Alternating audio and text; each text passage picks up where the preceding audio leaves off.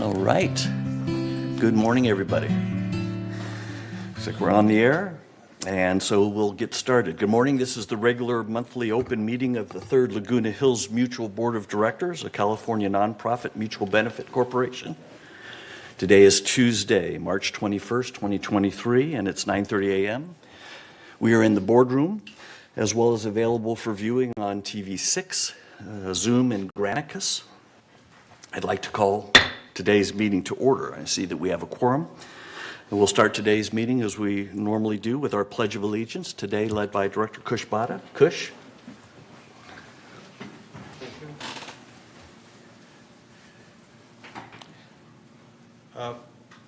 Put your right hand over your heart and repeat after me. I pledge allegiance to the flag of the United States of America and to the republic for which it stands, one nation, under God, indivisible, with liberty and justice for all. Thank you. You may sit. Thank you, Kush. And was there something else you wanted to share with our members this morning? Yes, absolutely. Thank you. Today is a very special day, so I'm going to read a little things for you. I'd like to wish all our residents, our fellow board members, and the staff a very happy Nowruz Mubarak.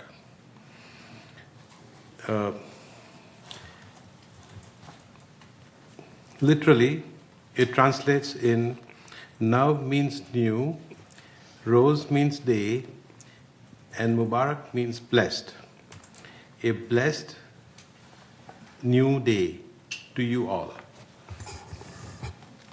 Today, Nowruz is celebrated in by 300 million people around the world in countries like Iran, Tajikistan, Pakistan, India, Afghanistan, and all the stans that are the past Soviet Union countries, and many other countries, as I said.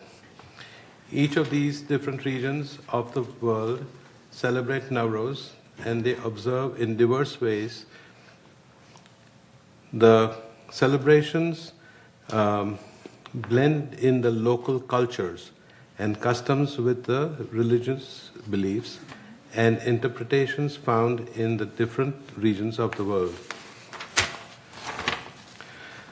Nowruz signifies a time of spiritual renewal and physical rejuvenation, as well as a spirit of gratitude for blessings and an outlook of hope and optimism. This happens to be the first day of the Persian calendar, marking the dawn of the new year. It is also the first day of spring or vernal equinox, and is celebrated as the Persian New Year. As the spring equinox, Nowruz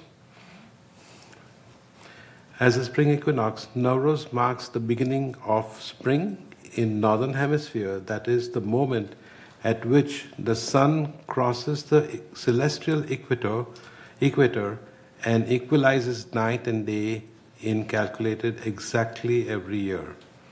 Traditional customs of the Nowruz include fire and water, ritual dances, gift exchange, reciting poetry, symbolic objects, and more. These customs differ between the diverse people and countries that celebrate the festival. While Nowruz has been celebrated since the reform of the Iranian calendar in the 11th century to mark the new year, the United Nations officially recognized the International Day of Nowruz with the adoption of Resolution 64/253 by the United Nations General Assembly in February of 2010. With this, I wish you all once again a very happy Nowruz. Thank you. Yes. You will also see a table set up outside by our GRF director, Reza Karimi, which signified with all the symbolic different things that are, I wouldn't say celebrated, not worshipped or anything, during this period. So take a look at it. It's in the lobby, and enjoy. Thank you. Wish you all again. Yeah, thanks. Thank you very much. Thank you. All right, now it's time to approve today's agenda. Can I get a motion to approve today's agenda? Donna moves, Ira seconds. Thank you. Are there any suggested changes to today's agenda? Looking around and seeing none, we'll consider today's agenda approved by consent. We're now looking to approve the meeting minutes for two different meetings. Let's address each of them separately. First, can I get a motion to approve the meeting minutes for last month's open board meeting? Chris moves, Jules seconds. Thank you. Any suggested changes to those meeting minutes? Okay. Seeing none, consider those approved. And next, can I get a motion to approve the minutes for the agenda prep meeting that was held on March 3rd? Ira moves. Andy seconds. Thank you. Any suggested changes to those meeting minutes? Great. Seeing none, we'll consider those approved as well. We're now on agenda item 5, the report of the chair. My remarks will be brief today and really pertain to today's agenda. Last month, we found out that Fannie Mae had removed Third Mutual from its list of eligible or warrantable condominiums. As a result, obtaining new home loans and refinancing loans may be a bit more difficult and a bit more expensive for Third Mutual Manors.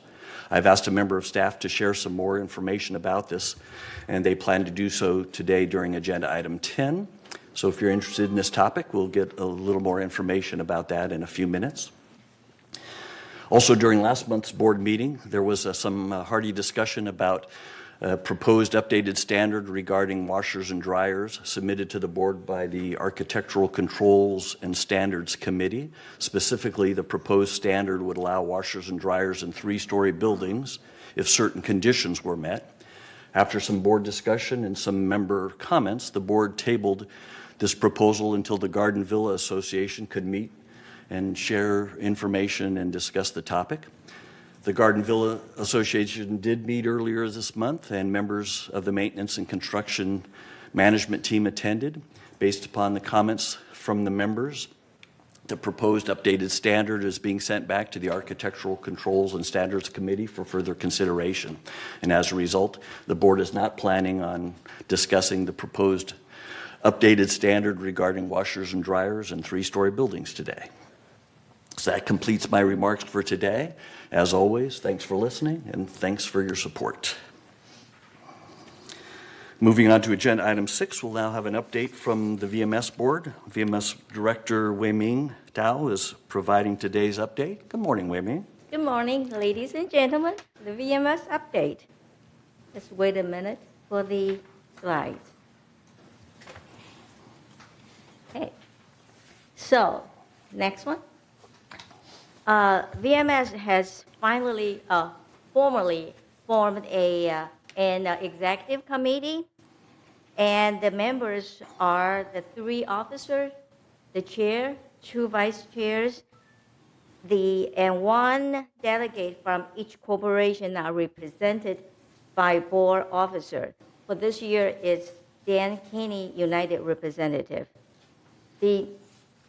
The executives are voted by VMS board director annually at the organizational meeting.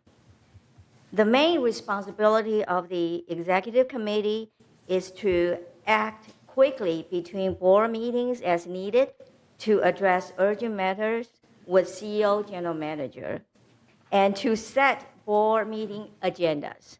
Next, please. The Bright Idea program update. This program is to incentivize employees to share beneficial ideas such as reduce cost, enhance quality and processes, offer innovations, improve liability exposure. There were so far 3 suggestions to date. Suggestion 1 was return for refinement. Suggestion 2 will save more than $17,000 annually, and suggestion 3 currently is under review. Next.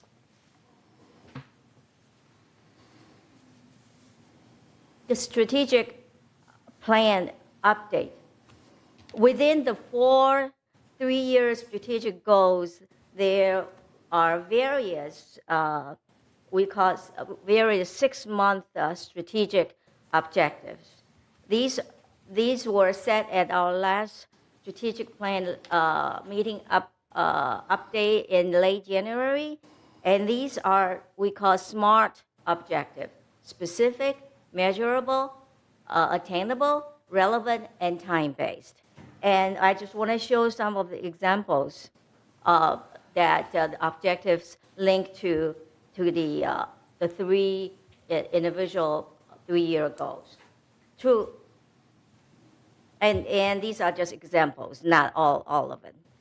To attract, develop, and retain high-quality staff, one of the objectives is by May 1, expand the use of Integrated Resources Institute program within Village by providing more employment opportunity to disabled workers at no cost to Village. And to facilitate operational excellence and sustainability, is by May 1st, complete top-down review of staffing levels to streamline operations and reflect result in proposed 2024 budget. Next. And to work with boards maintain physical stability and longevity of the Village, one objective is by August 1st, identify and eliminate non-value-added activities and tasks to be deleted, share report with boards of directors. To provide excellent customer service, by June 1st, first call resolution, tracking of service requests, and provide status report to the VMS board. Next. So the next step for tracking our performance of the strategic performance is there are various key performance indicators that we are measuring how well we are doing to achieve our strategy and objectives. So these KPIs stand for key performance indicators, and they are linked to each individual strategic goals. So to attract, develop, and retain with quality staff, KPI is tracking staff performance. And there are various statistics on employee activities, and we also set a target for our objective to have less than 50 job vacancies. And there will be a sample chart that's shown in the later page. And to maintain financial stability, KPI is the financial performance of recreation events. The goal is the target is to have all ticketed events to be break even. And to provide excellent customer service, KPI are to track real estate closing dates for United and Third, and the target for the objective is to receive to close status within 20 days. Next. And also, there are various customer service statistics for resident services, broadband maintenance, and manor alterations. So the objectives are telephone calls, answer rate 90% or greater, resident service telephone hold time 3 minutes or less, manor alteration telephone hold time 2 minutes or less, walk-in customer wait time 7 minutes or less, walk-in customer transaction time 6 minutes or less. And there will be more KPI to come based on the ERP implementation schedule and timing. The goal is to have this system automatically generate these KPI measures so we don't have to do it manually. That's why there will be more coming. And here is an example of the KPIs connected to attract, retain, and develop quality staff. And the goal is to set objective less than 50 vacancies. As of January 2023, we have total vacancy of 75. There were no terminations, and resignation were 11. So we did not reach our goal yet. Next. Other initiatives. Customer Service Improvement Plan, CSIP, has been implemented. This is a program to standardize customer service escalating procedure and tracking system. And so this is developed for the unique situation that residents cannot get their problem resolved through resident services. They can always contact general manager's office. This is your point of contact. The office will investigate the situation and work with different departments, come up with solution, and they will contact the resident within 7 days. So this will be a point of contact. And the last item is union contract. Current contract expires November 30th, 2023. Boards will have opportunity to share ideas with negotiating team before discussions commence. And this concludes my report. Thank you. Great. Any questions? Thank you, Wei Ming. Any questions? Jim, you have a question or comment? Yeah, question on the KPI on the real estate closing. Yes. I'm doing the numbers off the top of my head, but I think we were at 35 days, and then we added an additional employee, and we've cut that down to approximately 27 days. To cut it down to 20 days, are we going to need another employee, or is there some other methodology you're looking at? I can answer that. I believe we averaged 23 days the prior month. That's the most recent statistics I have. To further reduce that, we are looking at automation. We have a fairly new employee who brings a great tool set in terms of information technology, and that is his responsibility to automate our processes and further reduce that timeline. Sounds great, thanks. Okay. Any other questions, comments for Wei Ming? All right, I had a few. We had 3 bright idea suggestions in 2.5, 3 months, something like that. Are we thinking that number is low? I think I am. Yes. And we addressed this with the VMS board last week. We have a new scale of awards that we are going to roll out. That's to further incentivize the $1,000 or less suggestions and the $1,001 to $10,000 range, because that's where we're finding people are suggesting. Okay. Or most likely to suggest, because it doesn't take a significant amount of work to come up with the larger suggestions. Okay. So that's Okay. coming in. I'm pleased to report we've had our 4th suggestion, and the 3rd suggestion we mentioned will be eligible for an award as well. So the first 2 will be awarded at the next open VMS board meeting. Okay. I'm hoping it'll start picking up as we share rewards and that kind of thing. People will see that we're serious about it. You talked about an Integration Resource Institute. I know a little bit about it, but can you make sure that our members understand Sure. what that is? And It's a program for special needs individuals. One of its features is employment opportunities. So they work with organizations to place their employees where they can be successful. We have one individual so far working at our equestrian center, and that's been very positive. And as Carrie's gotten more familiar with the program, Carrie being our HR director, she's looking to expand it into other areas, and the program's very receptive to that. The beauty of the program is their employees tend to stay for a long time, so the turnover rate is very minimal compared to the regular job market. Great. And it's at no cost to the village, I should add. yeah, good. Okay. And then finally, CSIP has been implemented. Any results yet? So far, they have 15 cases, and they've been and they are tracking. And so far, the 15 are pretty successful. Okay, so And- they're meeting the target of 7 Yes. days. Right. I'm assuming we're doing some kind of survey afterwards to make sure that people are happy with the results of it? Yeah. Yes, and the first quarterly report will be coming to the next open VMS meeting for everyone to see. Okay, great, thank you. All right, that's all I had. One last time around the room. Any questions? All right. Thank you, Wei Ming. Thank Appreciate you. the update. We'll now move on to agenda item 7, which is our open forum. At this time, members may address the Board of Directors regarding items within the jurisdiction of this Board of Directors and not on the agenda. The board reserves the right to limit the total amount of time allotted to this open forum to 30 minutes. Each member is asked to speak for no more than 3 minutes.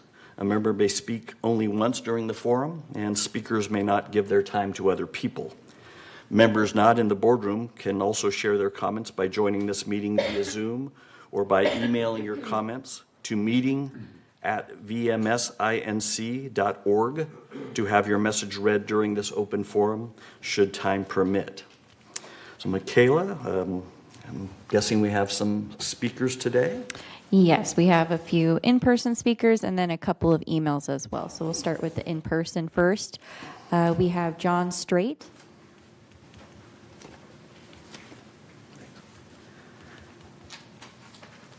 Good morning, Mr. Strait. Good morning. Fellow Third Mutual members, Board of Directors, and Mr. President, I thank you for the time this morning. If it could be permitted, I would like to reserve my time until after Mr. Yost's comments so that I could be edified by his comments before I speak. Would that be possible? That'd be fine. Yeah, so you'll be able to Thank you. speak during the agenda item 10. Number 10, yes, Thank sir. you. Thanks, Mr. Strait. Next speaker is Maida Basili.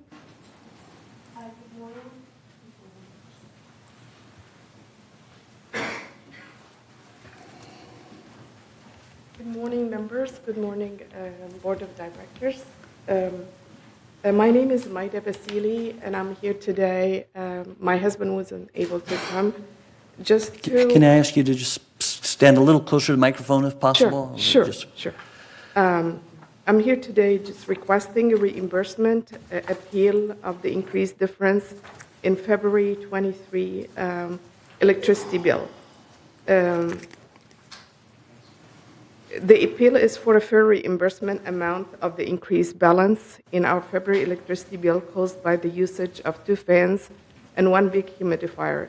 The 3 equipment were running for an entire week, February 1st, 2023 through February 7th, 2023, 24/7 to dry moisture caused by roof leakage in our master bedroom on New Year's Eve, 2023. Please note below, and I've attached copies of the bills that we have before the leakage, month of leakage, and month after leakage. The December 2022, January 23 was $202 to $102.21. January 23rd, February 23, where we had the fans, it went up to $317.88. February, we just received our February 23, March 23, it was $169. Just want to alert you that we noted we got a California credit of $71, so the actual bill would have been $240.13.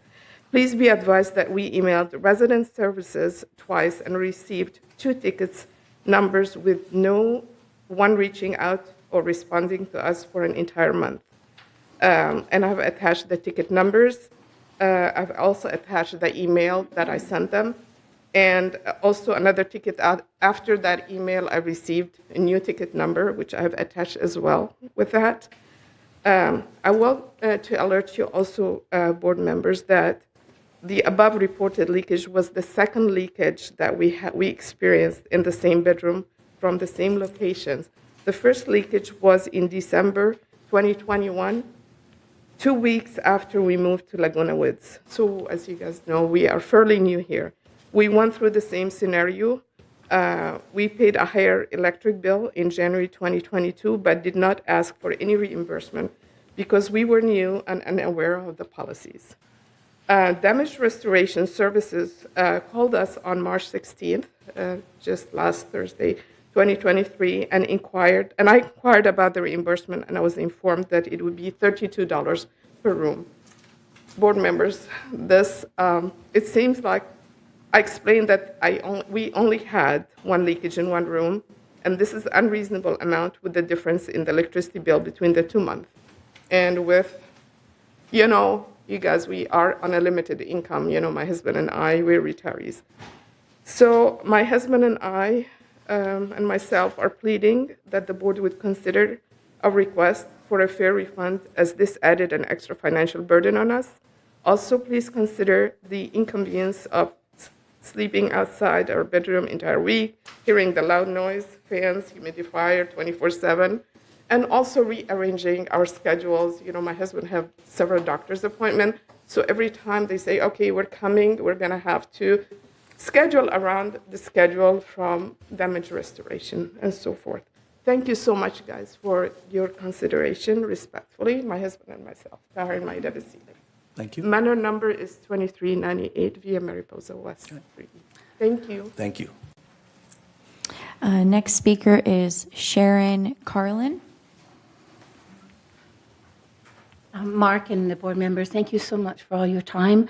I have something that I think is going to be very important and exciting information for Laguna Woods residents, and also for those that pay the Southern California Edison bill. Right now, it's up to 40 cents a kilowatt hour. And I have some very, very, very good news. I've done research by leasing solar panels with no upfront cost from a reputable company. It will cut that 40 cents down to 19 cents, taking a $200 Edison bill down to $98. And I'm sure that GRF wants to help us all provide, prioritize the economics, the affordability, and the practicality of electrical power and not be victimized to the Edison company.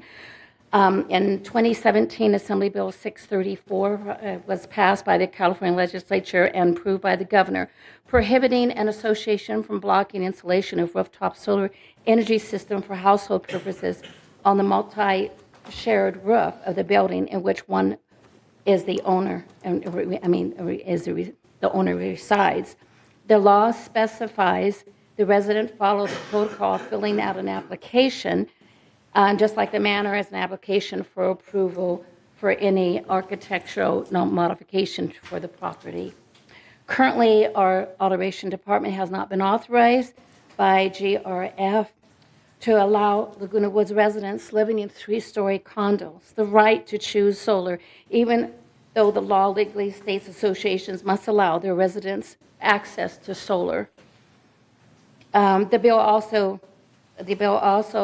cites reasonable association demands that they can, that you notify everybody in the building, that there's liability coverage, that there's a survey, and the company actually, solar company would do that. The site survey provided, they also provide that. Costs of maintenance, repair, replacement of solar energy systems, and restoration of common areas covered by solar companies will also be covered by solar companies. Another great thing is that, just like on mine, I'm in a 3-story building. I have a roof footprint of 1380, and so do the other two. So mine, I use 10 panels. That would be a 2x3 panels at 60 square feet, times 3 would be 180 square feet. There's 1380 square feet, so plenty. It's 1/7 of the building would be used by solar. So I plead with the Golden Rain Foundation to implement California Assembly Solar Bill number 634 by immediately authorizing the Alteration Department to permit all residents, even in 3-story condos, to be allowed to have solar installed on their shared common roof when they have followed the proper protocol application requirements. Thank you very much. Thank you, Ms. Carlin. And we have one email that I'll read. It's from Chris Collins, and she stated that she is providing an update about the work of the foundation on behalf of village residents. Do you know what to do if you receive a high electric bill due to the cold winter exceeding your budget and available funds? If your funds are limited and you only have food to last your week? If you are fall prone but cannot afford to rent an emergency response device but fear for your safety? If your spouse is experiencing increased forgetfulness or dementia but you can't afford a caregiver? If you are in the donut hole and your doctor prescribes an expensive medication? If you are released from the hospital and need caregiver services you cannot afford or need Meals on Wheels? In Laguna Woods Village, these difficulties can be handled because the foundation stands ready to help residents. This financial assistance can help buy food, pay for utilities, purchase medications, arrange for caregiver services, rent an emergency response device, and provide for transportation, among others. Earthquake kits and caregiver ambulance contracts are also available for those deemed financially eligible. The first steps for getting such help is to contact social services at 949-597-4267, where the staff will verify the need and arrange for assistance. During the process, resident identities are not disclosed and payment is made directly to the vendor. For Meals on Wheels, please contact AgeWell Senior Services at 949-380-0155. These meals are funded in part by the foundation. Foundation financial assistance for daycare services for residents with dementia or Alzheimer's is also available by contacting Alzheimer's Orange County at 949-855-9444. This article is part of our 2023 effort to spread the word about help available. If you would like a foundation representative to speak with your group, or if you have a way we can reach more people with this information, please contact the foundation at 949-268-2246 or foundation@comline.com. For more information about the foundation, please go to our website at foundationoflagunawoodsvillage.org. Please note that the donations can always be made using PayPal on the foundation website. And that is all for open forum. Thank you. All right. Any responses by any members of our board to any of the comments? Ira? With regards to the solar, ACSC has already started to divvy up the roofs. Basically, each one is individual, and because there are vents, and you can't put anything within 3 feet of the edge, so that takes away a significant portion of the room. I find your panel size a little small compared to the average panel out there being 17.5 square feet. Mine are 17 square feet, and they were put in under a year ago, and they're the latest SunPower panels. So it still would be enough room. That's based on my last bill of 200. No, I'm talking about the actual physical size. I used a 2x3, you needed 10 of them. Yeah, So you would have extra energy left. most of the panels are significantly larger. It's a good company. Yeah, no, I'm not, either way, but it's being divvied up, and our attorney says we have to do it building by building because they're all different, even though they're all the same, but they're all different. So if you can be patient, hopefully that part will get done. Thank you so much. I really appreciate it. Thanks. Any others? Oh, yes.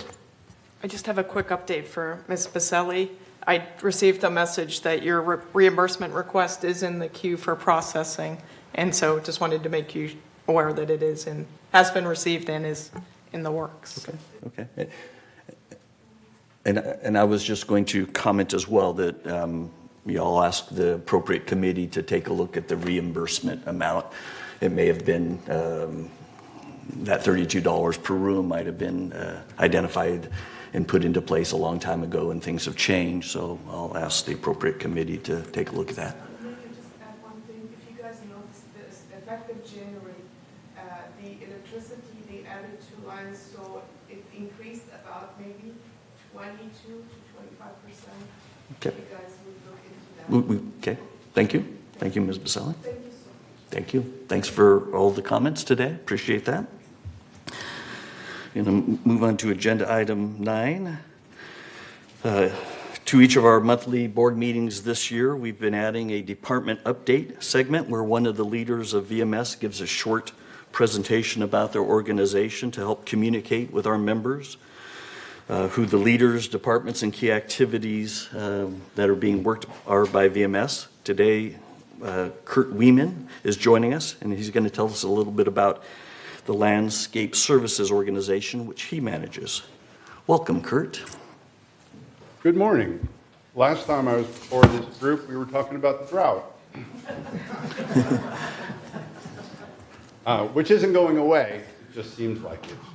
And on that note, with all the rain, I just want to let everybody know we are far behind. We haven't been able to get out and work in actually like 2 months, but we are going to, as soon as it stops raining, go from our normal protocol, and we're going to focus on all the weeds that are popping up everywhere. And we're also going to take advantage of all this moisture in the cool air to start doing some lawn reseeding. So we're going to take advantage of this and sort of get ahead of things with the weeds. So we will be spraying a little further in advance than we normally do, but we need to get on top of these weeds that are popping up everywhere. So you'll see us out there as soon as it dries out with our backpack sprayers. All hands on deck kind of thing with that, and don't worry, we'll be out there after your weeds. So to my presentation, I've made it brief. Let me know if you have any questions when I'm done. I may have left some out from previous presentations the committee may have seen, but let's go forward with this. I start with this on most of my presentations just to let people know the scope of what my department does. And as we start getting into the budget time of year, you'll sort of get a little bit of an advanced feel of what all we do in landscaping. For example, on this is all of the acreage that we do, as well as all the trees that we do. The turf, we've got 310 acres of turf throughout the community. So to give you the scope of that, in the summer we're mowing once a week, so we're mowing 1,200 acres of turf every month. And also if you look at the edging, we're edging over 152 miles every 2 weeks. So to kind of give you an idea of the scope of what we're doing, and we're doing this with about 82 people in the field. So it's a lot of work per guy. I'm really proud of the efforts my staff has put in the last year to sort of take advantage of what we have and do more with less. Next slide, please. And this is a basic breakdown. Instead of trying to show you our org chart, this is a basic breakdown of the 9 work centers that are in landscaping. The big ones to focus on are 530, the one right in the middle. Those are the guys I just mentioned. That's the biggest one we have that does all of the mowing, edging, trimming, weeding, things like that. And 540 irrigation is the next largest. We have 17 guys in there that manage our irrigation system. And to kind of give you a scope of that, we have over 500,000 irrigation heads here in the community, and 17 guys to manage that. So we appreciate all the help we get from residents, call in broken sprinklers, things like that. That really helps us a lot because we definitely don't have enough eyes to be everywhere. Next slide. This goes back to the weeding, edging, trimming, things like that. This is our cycles. We call a cycle as visiting each building once. So we're budgeted at 4 cycles, and I'm proud that this year we hit 4 cycles for the first time in a decade. And that's basically through efficiencies. And with the help, we're always short-staffed. We are currently short 30 people, but we are able to, we have a contract both last year and a larger contract this year with a contractor staffing agency that's able to give us, we have 20 contract workers out there now aiding our staff. Without them, we'd never be here where we are now with the short staff that we have. But we've hit 4, like I said, it's the first time in a decade. Prior to 2016, we were 6 cycles, and we hadn't hit those, but we're there now. Next slide. Also accomplishment last year is we were able to mulch almost 52% of the community. Previous years was between 10 and 20%. And this has a lot to do with the efficiencies we've been able to put into place, such as we changed our equipment. We used to have vans that hauled the crews out to the field, and then the vans parked all day. Now we have crew cab pickups with trailers, dump trailers, so now we're able to both carry materials and tools in the pickups, and the trailers can haul mulch out and trash back, and we can use the trucks throughout the day to move materials around. We've also gone from the 2-seater mules, those little off-road looking golf carts that we have. We've gone to 4-seaters with dump beds on them, and we've also bought dump trailers for them, so we're able to move, once again, more material in and out from the tighter areas in the community. And that has led to much greater efficiencies. So we hit those 4 cycles in early December, and working with the board, we decided that we would spend the rest of December mulching.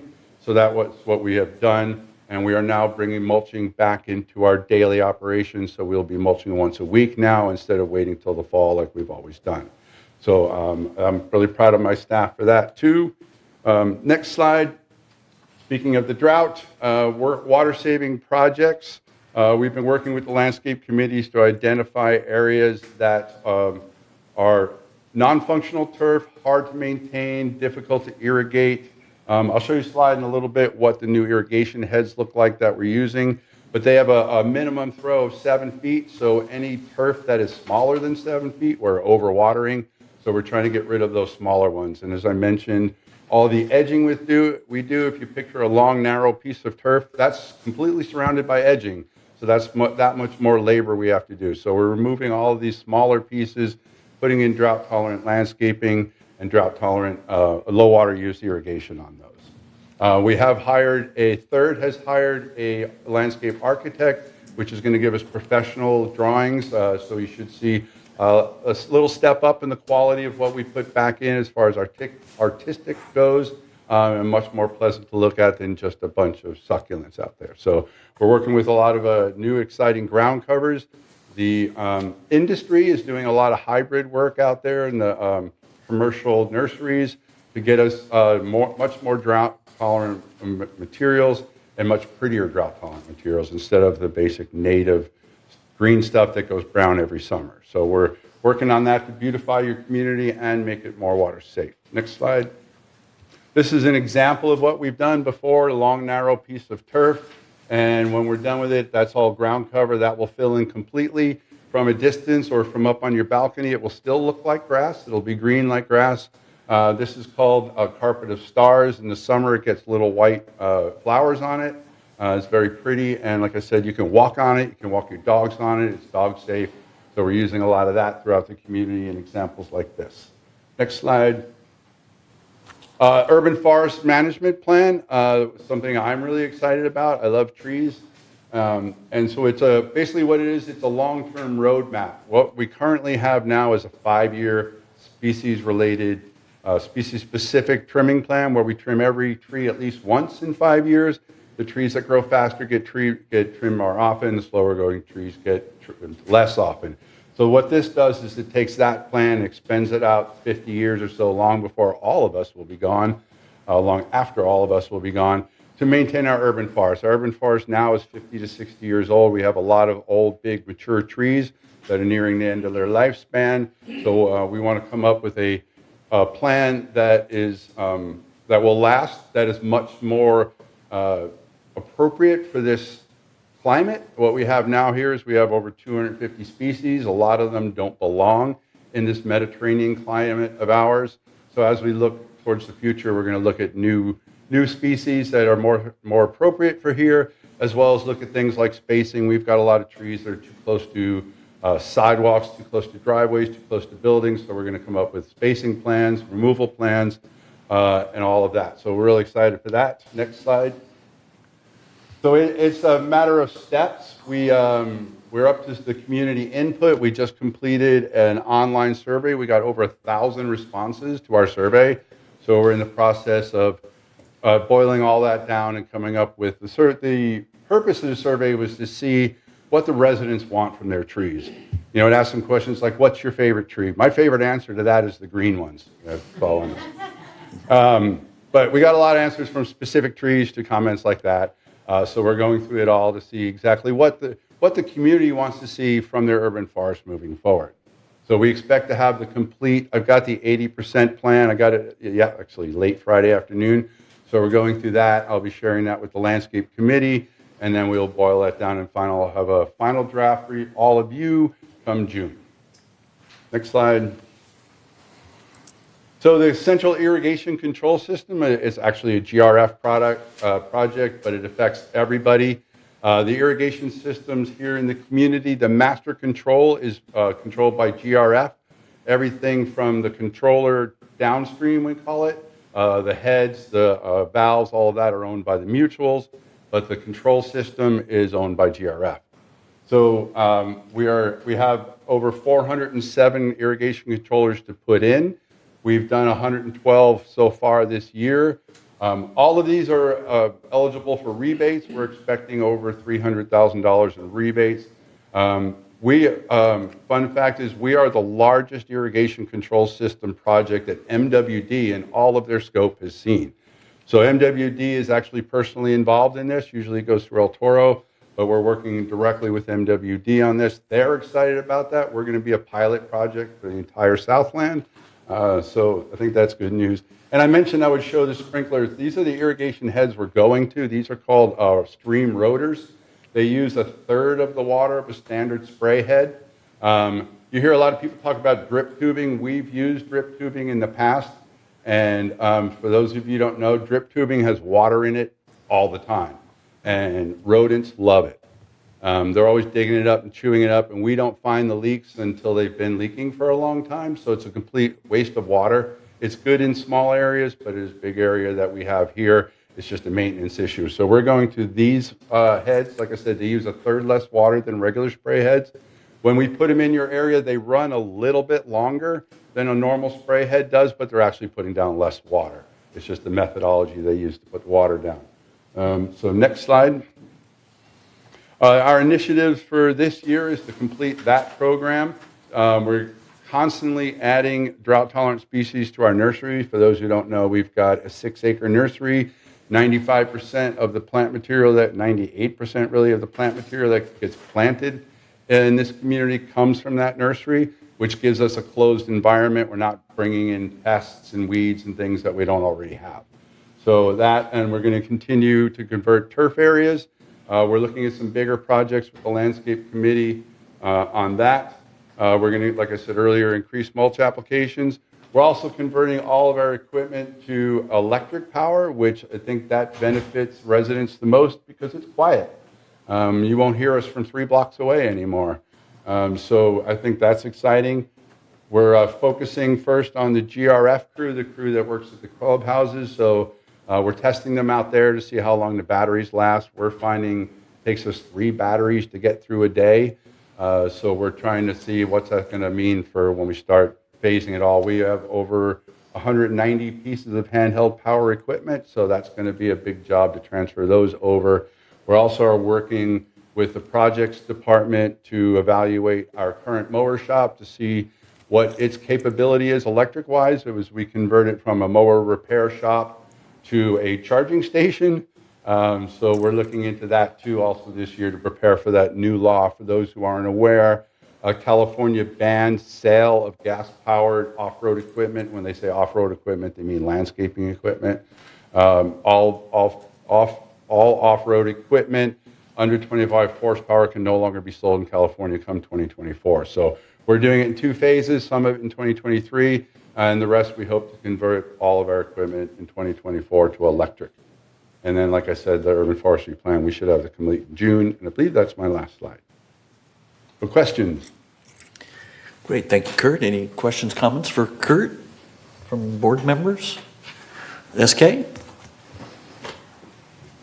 My question is, when you put, where is it?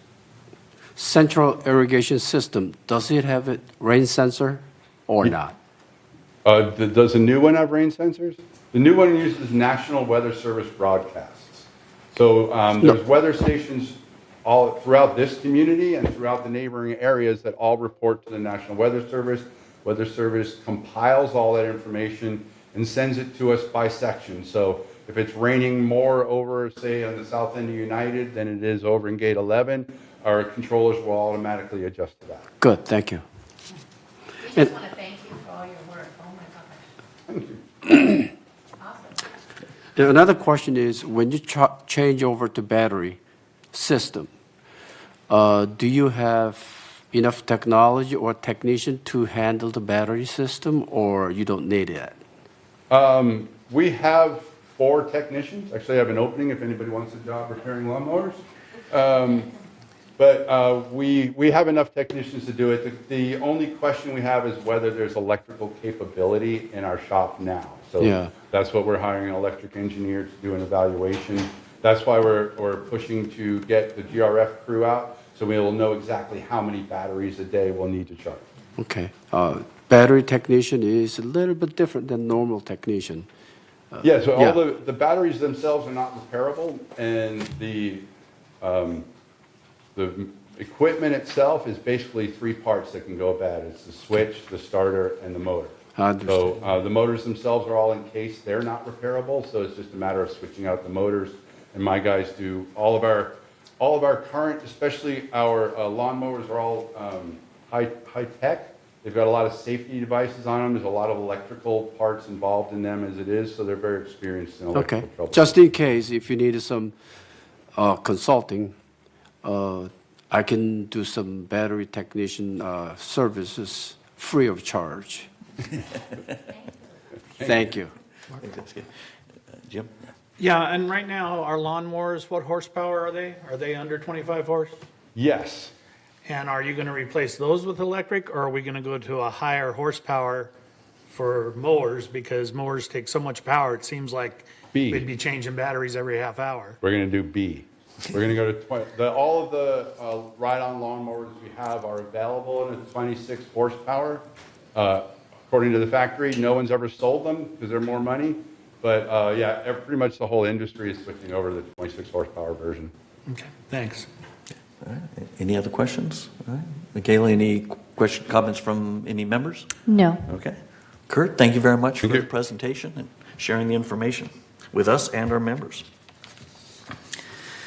We're now at agenda item 10, which is the status of the recent Fannie Mae situation. The board requested staff member Dan Yost to share an update of the Fannie Mae situation with us. Good morning, Dan. Good morning. So today I want to provide an update on Fannie Mae and lending in Third. There's some points I want to go over regarding this situation. I'll get right to it. In February, it came to our attention that Fannie Mae pulled Third Mutual from its list of approved condo projects. Fannie Mae made no notification to the board or VMS staff, and this information trickled in through realtors working with potential new residents on new loans. The decision is likely related to the fact that the mutual has been unable to obtain property insurance for the full replacement of value of Third, which is $1.6 billion. Currently, the mutual is insured for $675 million, which is the highest amount of coverage that could reasonably be purchased through current markets through the broker.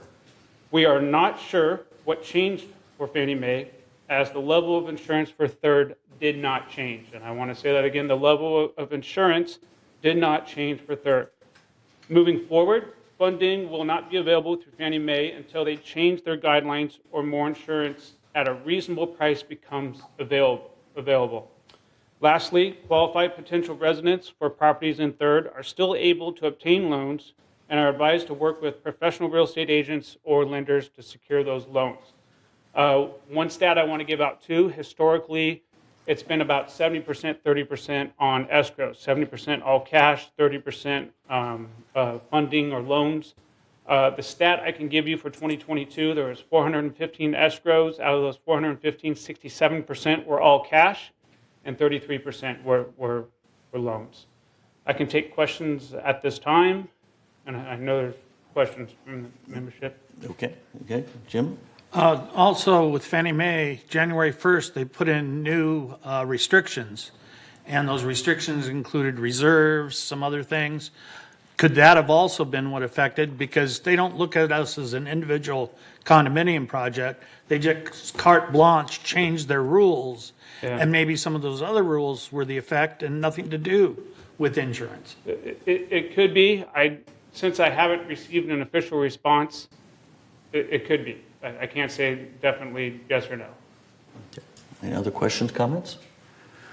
So I was going to ask, I understand United lost its Fannie Mae-ish capability as well a year or two ago. Yes, 2 years ago, United was moved as an approved project through Fannie Mae. They had one lender in CB, And through that process, they went cash only, 100%. And it's been like that for 2 years, and real estate has been buying and selling in United just fine. Okay, thanks. All right. Seeing no other comments, Mr. Straight, I think at least you, and then we'll see if there's others. Stay close, Dan. Well, let me clarify a couple of things. Currently, the only government backed loans that you can get in Third Mutual are VA loans. And the fact that he says you can get other loans and so forth is that the only loans that are available in here, and they're far and few, and that's for portfolio lenders, which is hard money. So you're looking at interest rates right now in excess of 7, 8, 9%, okay, with lots of points up front. There are such things as what they call non-qualified mortgages. That has more to do with the buyers than it has to do with anything remotely the community, and they still are going to require that they meet the Fannie Mae guidelines. How it happened? I know for sure one instance that it was caused a red flag at Fannie Mae was that the certificate of insurance that the lenders required to underwrite the loans was redone in October from the one that was done in January. And when they tried to access those certificates of insurance from Gallagher, they got both of them. So the lenders have to underwrite each loan at a time, but when a community becomes reviewed and they go through the whole process of reviewing all these numbers, the reserves and all that type of stuff, then they put on a list and the documents are kept for a period of time, usually about 6 months. And then they have to go back into what they call a full review. In the meantime, during that 6-month period, they can do what they call a limited review, which is they go in and change, and it's not nearly as much documentation. When they do the full review, not only do they have to have the certificate of insurance, but they have to have the policy, and they want to see what is called a cost estimator, which is what the insurance is based on. Now, those were messed around with in last fall, sometime around, and drew a red flag, and that's one of the things that brought it up, okay? The other thing is the Surfside disaster that happened in Florida 2 years ago, where an underinsured condominium project, which is a multi-story building, collapsed. And Fannie Mae ended up taking serious losses on that because they had like $50 million worth of insurance on a $600 million building. And so it went down and failure, total failure. So Fannie Mae's been more stringent upon that stuff, and that's the thing that caused it 2 years ago for the fact that the co-ops were not insured, and United fell off the approved tree. Okay? So your time's about up. Was there a specific, more than just education to us? Was there a specific ask or anything? Well, today? it's that Third was flying underneath the clouds or something like that. They weren't, I don't know how to explain it. It didn't come to Fannie Mae's notice. You know, the huge giant, we were down here, we had all these documents out there where we were approved, and it was when they tried to get reapproved, in the full review, and they come up with these two different certificates of insurance, 2 different policies and all this type of stuff, and that's what started it off. Okay. So it doesn't make any difference. How it came about is here. Okay. Yeah. And I don't accept there's nothing we can do about it. Okay. Okay. And I believe, honestly, the thing that we need to do is we need to create a task force of people, stakeholders in this, experienced real estate brokers, experienced mortgage brokers, and community people who have some idea of the insurance business and get an insurance consultant in here again, which was one of the things that started last fall, get the insurance consultant or a new one in here that lets us know exactly what we can do with commercial insurance and the different other things we do. I mean, there's things like So I catastrophic insurance, appreciate there's it. things I like mean, we just, reinsurance. you're out of time. That's- Huh? You're out of time. Oh, So- okay, all so- right. So I just as wanted you and to I have get those communicated ideas via out there, email, okay? I'll work with the board to see if we want to put together a task force and proceed with that. So thank you. I thank you for your time. Thank you. It's very serious. Any other comments on this topic? Okay. No. Thank you. Thank you. Thanks, Dan, and thank you, Mr. Straight. Moving on to agenda item 11, the CEO report. Honorable President, members of the board, this morning I want to focus on the budget schedule and begin identifying ways residents can help us reduce costs as we move forward. On the screen before you is going to be the budget schedule for Third Mutual. The third budget process kicks off in earnest on Thursday, March 30th at 9:30 a.m. with a review of the landscape and maintenance 2023 service levels. The overall budget process started yesterday with GRF's departmental reviews. Again, those focused on the 2023 service levels, And the departmental reviews will continue tomorrow morning at 9:30 here in the boardroom. Next slide, please. As staff works to identify cost savings and efficiencies for the 2024 budget, we want to begin to identifying ways residents can help reduce costs. Next slide, please. One way to reduce costs is for residents to opt out of paper mailings. There are mandated November and April mailings. The November mailing is typically called the budget mailing, and these cost about $7.50 per manner for postage and printing. If we were to have 12,000 members opt out of paper mailings, this would equate to a $90,000 annual savings. One might want to ask how to opt out of paper mailings. In accordance with California Civil Code 4040 and 4041, all members will receive a document via first-class mail, giving them the option to receive notices via email. This will be coming out this spring and is in compliance with the new laws pertaining to this matter. So if you'd like to opt out, that will be your opportunity to opt out of future mailings and receive them electronically.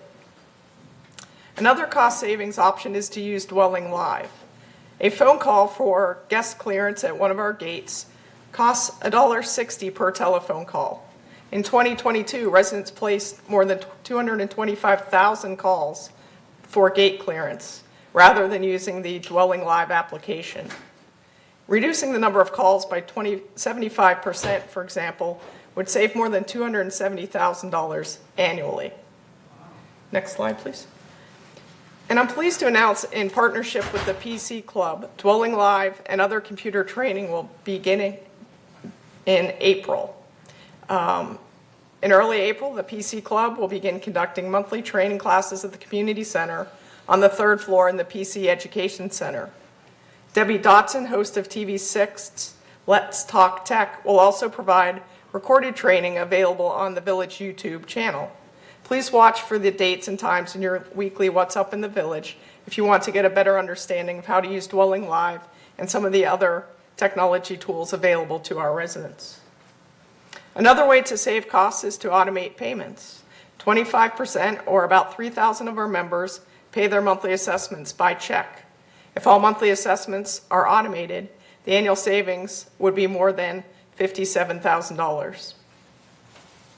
To automate payments, you may visit the financial services page at lagunawoodsvillage.com and look for the Easy Pay enrollment information. To summarize the savings possibilities outlined this morning, they total about $417,000. And this equates to a savings of up to 33 manners per year if they were to be implemented. We'll continue to brainstorm ideas and share them with our residents as we go throughout the budget process so that we can partner to reduce our expenses moving forward. And that concludes my update on this morning. I also do want to mention that the driving range, which was scheduled to be closed next Monday for the long-term lawn maintenance and rehabilitation project, is now officially closed due to the rain this week, and there's not enough time to get it reopened and then to close it again on Monday. So just a heads up on that. And there are opportunities for special pricing at 2 area driving ranges that have been arranged by staff while our driving range is closed for rehabilitation. And those are at the Lake Forest Golf Center and the Oak Creek Golf Club. Thank you. Thank you. Very informative. Appreciate that. Any questions, comments? Moon, welcome. Good morning. Okay. Sivan, it looks like 400 grand a year saving you're talking about. Let's hire 2 more people just for that, and the GoTam, we can identify who doesn't do this and go them and keep them hand-on. And let's spend 1 year, then rest of the year we got free deal. Okay, that's one thing. Not only you are talking about to the resident, okay, let's talk to the BMS. Okay, residents all lined up service waiting for all that. Their service is pretty decent. It's not really bad, but if we can do all that electronically, okay, like a PDF, we can do everything on the, right now, we have to hand out or scan it or bring it here. But we can change that. They will save both sides, right? So that's my proposal. Thank you. Good, thanks. Any other questions, comments? Okay, I just thought it was quite interesting that we have to mail out something in mail in order to allow people to opt out of getting mails. That is the new state law, though. Yeah, no, I understand. Thank you, Sacramento. Yeah. State law, nothing more needs to be said. All right. Thanks. Hopefully, some of our members who haven't been taking advantage of some of those cost-saving things will start to do so. Now on to agenda item 12, the consent calendar. All matters listed under the consent calendar are recommended for action by committees and will be enacted by the board in a single motion. Today, per the consent calendar, we will ratify the preliminary financials for the month of January 2023 and approve some minor updates to our committee assignments. May I get a motion to approve today's consent calendar? Ira moves, Donna seconds. Thank you. Any objections to approving the consent calendar? Okay, seeing none, the consent calendar is approved by consent. And we'll move on to agenda item 13, unfinished business. Agenda item 13A is for the board to entertain a motion to approve the revised architectural standard number 4 for air conditioning units and heat pumps. These updates were suggested by the Architectural Controls and Standards Committee and pertain only to new air conditioning units and heat pumps. All existing air conditioning units and heat pumps are fine until they need to be replaced. Last month, this board approved these changes for 28-day member review and comment. So today we'll be voting as to whether or not to approve these standard changes. First, I'll ask Chris to read the resolution, please. Yes. Air conditioning units, heat pumps. Whereas the Architectural Controls and Standards Committee recognizes the need to amend standards and create new standards as necessary, and whereas the Architectural Controls and Standards Committee recognizes the need to revise Standard 4, air conditioning units, heat pumps. Now therefore be it resolved, March 21st, 2023, that the Board of Directors of this corporation hereby adopts Standard 4, air conditioning units, heat pumps, as attached to the official meeting minutes, and resolve further that Resolution 03-19-71, adopted July 16, 2019, is hereby superseded in its entirety and no longer in effect, and resolve further that the officers and agents of this corporation are hereby authorized on behalf of the corporation to carry out this resolution as written. Thank you, Chris. Can I get a motion to approve the revised architectural standards before we discuss them? So moved. Chris moves, Ira seconds. Thank you. Are there any questions, comments from members of the board? Jim? Ira, you had a thing about the square, and I'm trying to see in my notes where I had it put down. We wanted to change that to simply say square or rectangular. Yeah, it was on the Chaseways. Sorry, I forgot. I wrote it. Here, I wrote it on the red line one.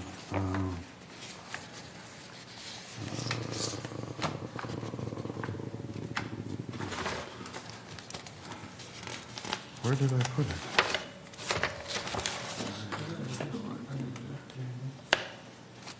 Yeah, I think it's under 3.8, or it says, single square sheet, 2 metal piece Chaseway painted to match the color of the wall. Should be, that's on attachment 3, agenda item 13A, it's page 12 of 22. It's on the red line version, but it should be the same as the clean version. Instead of stating single square sheet, it should be square or rectangular. Can you say the number again? The red line item? the red line version is page 12 of 22, item 13A. 3.8. Okay. So where does it reflect on On the other one. the other one? Oh, here it is. Page 18 of 22. I did do it on that one. Under 3.8. All right, so we're looking at changing square to square, rectangular, or vice versa. Yeah, Yes, square or rectangular. Or rectangular. Okay, all right, With that tiny little okay, variation. okay. Any other suggested changes to this? A square is only a special rectangle, so you don't really need that word in there. Yeah, Yeah, so. But a square is specifically a square, not a rectangle. Yeah, so we would need to either change square to rectangle or add a couple more words just to make it even more clear. just for clarity, Rob. More clear. We can do that, all right? Yep. Any other suggested changes to this one? Yeah, I think that was it. All right, any member comments? All right. Yes, it's now then time to vote for. One more comment. Oh, I had a request from a member about PVC for chases and that type of thing. And I just wanted to say that we did look into that, and the reason that the PVC is not being considered as a replacement, even though it's a more modern material, it does dry, crack, and when we do our painting, our repainting, we don't want to have a PVC that we can't paint, especially if we're changing the building colors or doing something like that, to make it specifically to where the member is responsible for it. Because when they're painting the whole side of the wall, they're just going to paint it all at one time, and the PVC does not take the paint application well and peels. okay. Okay, thank you for that clarification. So now time to vote on whether to approve the updates to this standard with this minor modification to 3.8. We're going to hopefully vote on the screen in front of you. Maybe.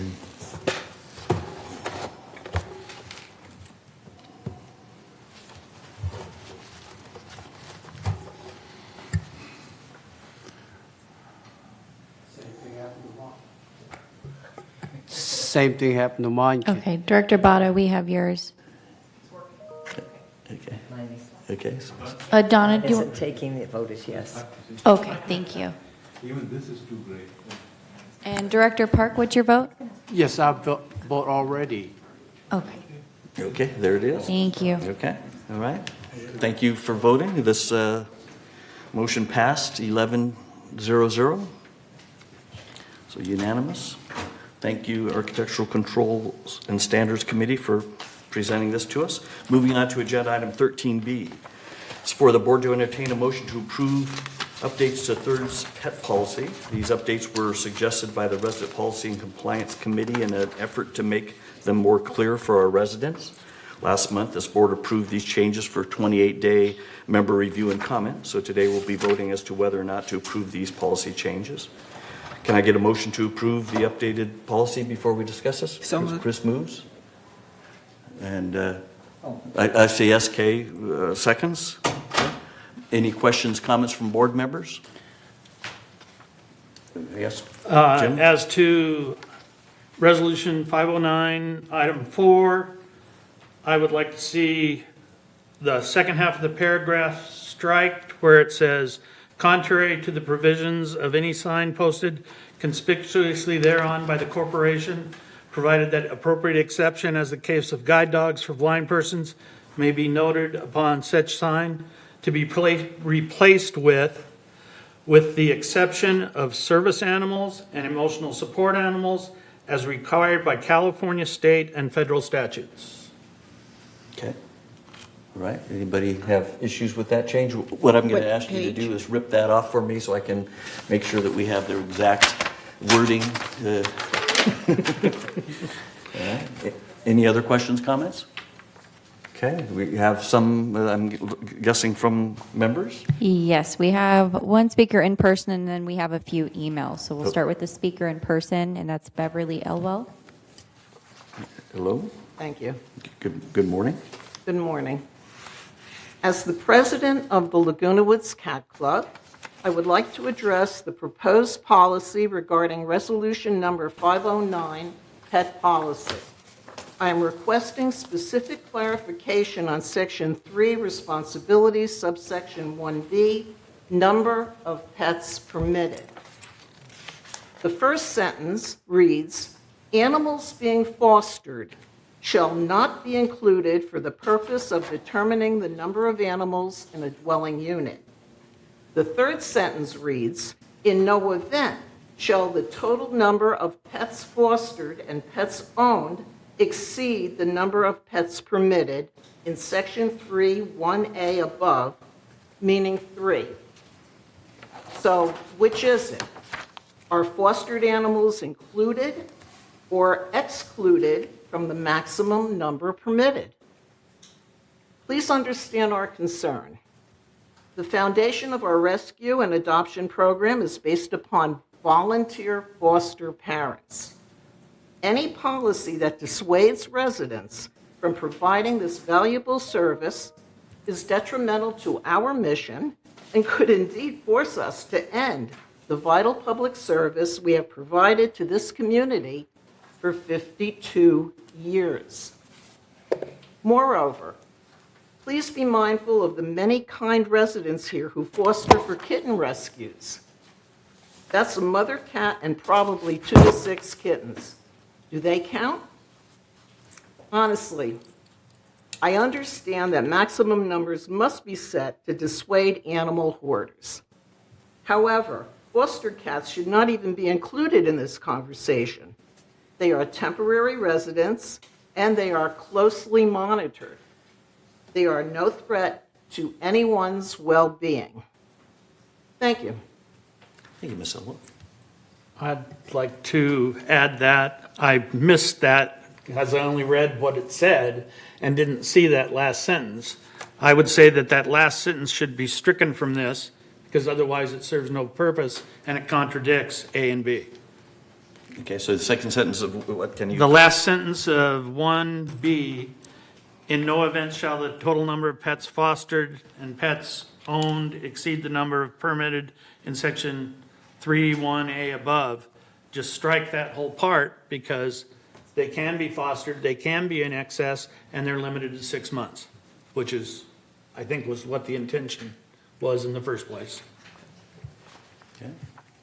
All right. Does that sound like it would meet your need? Okay, just to clarify, what you're saying is that foster cats are excluded from the maximum number of pets in a dwelling. Yes, just like the city of Laguna Woods allows. Thank you, Mr. Cook. Thank you. Rip that page out for me. Okay, we have some Thank you, written comments? Muchley. Yes, I'm going to read those right now. So the first one is from Janet Diment, and she stated, I support the changes to Third's pet policy. I appreciate the board taking action to protect residents from harm and make Laguna Woods safer for humans and pets. Another member who did not leave their information on here stated, "Dear Board, thank you for informing us of the proposed pet policy changes in your March 8th email to the members. This active method of informing us of rule changes by emailing us directly is appreciated. This method is better than the more passive method, which leaves it buried in the minutes, which people are less likely to read. It would help us to understand the proposed rule changes if they were indicated in red, as has been done with other documents undergoing revisions. Using red allows us to clearly see the word-by-word and line-by-line changes. Since our rules should be airtight, unambiguous, and easily enforced, I recommend defining in the rule what is meant by a pet running at large. Is that a dog or a cat walking in the common area without a leash, whether or not it is accompanied by the owner? Thank you." And then the next one is from Patricia Wells Wright. And she stated, regarding pet restrictions, how about laundry of pet blankets, etc.? At our laundry room 307, we have tenants, one in particular that has a huge St. Bernard dog who washes pet blankets in our washers and does not clean the washers or lint dryer filters after they use them. I've cleaned out dog food pellets and gobs of hair from washers and have attached a sample of what we find in dryer filters. It is disgusting. I have contacted compliance on this for over a year. Security came out in January of 2023 and gave me a report number. Compliance says to keep calling security to come out and see what the mess is and document it on the report. I have followed protocol, but is there any action being taken against this neighbor? I do not monitor the laundry room. I only document what I am confronted with when I go in to use the laundry room. Others have cleaned up his messes, but as of January 2023, I refuse to clean up after this guy. It is so exacerbating. And the final one is from Yu Chu. And they stated, "Dear Third Mutual, I have lots of people walking their dogs passing the walkway in front of my home. There are people not picking up their dog feces and therefore leaving dog feces on the lawn. What do I do in such situations? Do I run out and ask for their ID or take their picture so I can report to Third Mutual? I am concerned getting revenges by these dog walkers. Please advise." And that is all for this item. Thank you. Thank you. All right. Ira? Yes, I'm sorry, I don't remember your name, but I just wanted to make sure that is 6 months enough for a litter of kittens to be fostered? I realize that kittens are usually fostered together, more so than dogs, but would 6 months be sufficient for you, or do you need an adjustment in that time frame as well? It's, you can't really put a number on the length of time it's going to take to get a cat or a dog adopted. I realize this. Okay. But honestly, 6 months is pretty generous. Okay. You know, for us, it could be 3 weeks to 4 months. The longest we've had, we have had animals for a year, but that was long ago. That doesn't happen now that we have a publicist who does videos of cats, and if you go to LagunaWoodsCatClub.com, you can enjoy those videos. But that probably, the 6 month would be, I don't see why you would even put a number on that, but 6 months would be sufficient, I would think. Well, I believe that is what Laguna Woods City has on their books, and so we can't be less restrictive than what the city's codes are. Yeah. Understood. I'm just trying to throw a little reality in. Some cats, some dogs take a long time to adopt. It's true. It's true. It's just the luck of the draw. We had a blind cat recently. It took me 1 day to get it adopted. I thought that was going to be the biggest challenge of my career. But see, you just don't know. You can't predict. And we've had movie star cats that took us 6 months to get adopted. But it's really longer than that. Okay. Thank you. Thanks. All right, there are a couple, yes, Moon? Well, okay, when you look at the definition of a dog at 2.3, and that has a bird, but the bird is big bird, small bird, falcon, or eagle. Okay, that's one thing I have some concern. Second one is last page at the vicious animal. We reported to, and then what happened after we report to that dog? Are that dog gonna be eliminated from Third Mutual or rehabilitated, or it didn't say anything about what happened to that dog or animal, whatever. Another question I have is gate 5 and 6, the Third Mutual and United. So this one is implied on the Third Mutual. Are we coordinating with the United people? So I'm not aware that we're coordinating with United. I mean, hopefully compliance team is doing something behind the scenes, but the Resident Policy and Compliance Committee is not working with United. With regards to vicious animals, I don't know the answer to the question. I would think that if... Usually the county will take over. If a report is made, the county will come, assess the situation. If the dog has done something, then the dog is removed for a period of, let's say a dog bit you. Dog is removed mandatory for 10 days, put in isolation. It was no longer on the property. Then a determination will be made by the county whether it comes back to the owner or not. So that's where that sits. Yeah, it is my experience. We did many surgeries on dog bitten patient, and it's very bad. Okay, and it does happen once in a while. So this question come up. One is what's going to happen to that dog. Then second, the money issue. Treatment and whatever that compensation issue. How are we going to handle that? That's easy, actually. My experience with that specifically is that it becomes a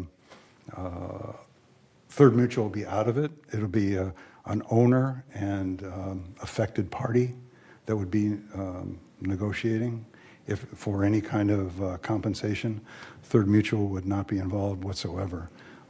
Is this stipulated in this policy? No, that's how it's done in other cities without being stipulated. It needed to be stipulated here, so the mutual It is in item 5. It's then referred to Laguna Beach Animal Services for such action as deemed appropriate according to law. So it is defined. So according to law, is the Third Mutual is out of it? Yes. Are you sure? It's the owner's responsibility. Okay. And then you mentioned something, definition about birds. I mean, you mentioned falcons. I mean, this says domesticated, so I don't know if there's a domesticated falcon. It depends on how you look at falcon is domesticated. No, that wouldn't be domesticated, Moon. That'd be just trained. Okay, there's a legal difference between a trained predator animal versus a domesticated animal. One is through breeding and the other is through training.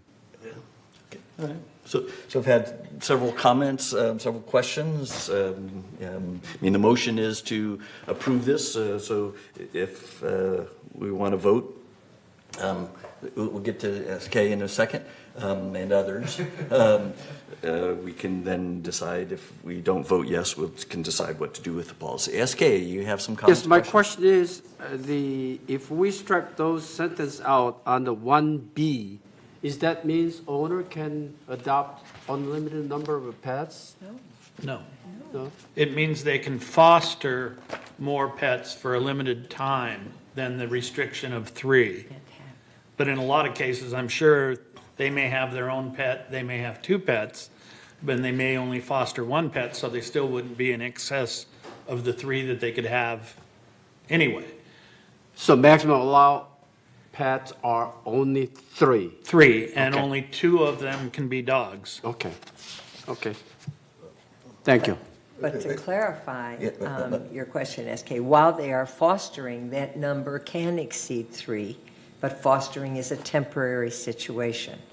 And you don't foster a pet for 3 years. You know, it's very temporary, as we heard. So I think it's addressed, but if we could read that section again so we all know what we're voting for, it would be great. Okay. All right. Any other questions, comments? And now I'll read the section. All right, so 1B. So let's do 1A. One is number of pets permitted. 1A is the maximum combination of 3 cats and dogs, no more than 2 of which can be dogs, are permitted in any dwelling unit within Third Mutual. 1B then states, animals being fostered as part of a not-for-profit organization/agency program shall not be included for the purpose of determining the number of animals in a dwelling unit. The foster program shall be registered with the City of Laguna Woods, and an individual animal in the dwelling unit shall be fostered for a period of no more than 6 months. And that's it for that. And then the other paragraph where we changed the wording. Okay.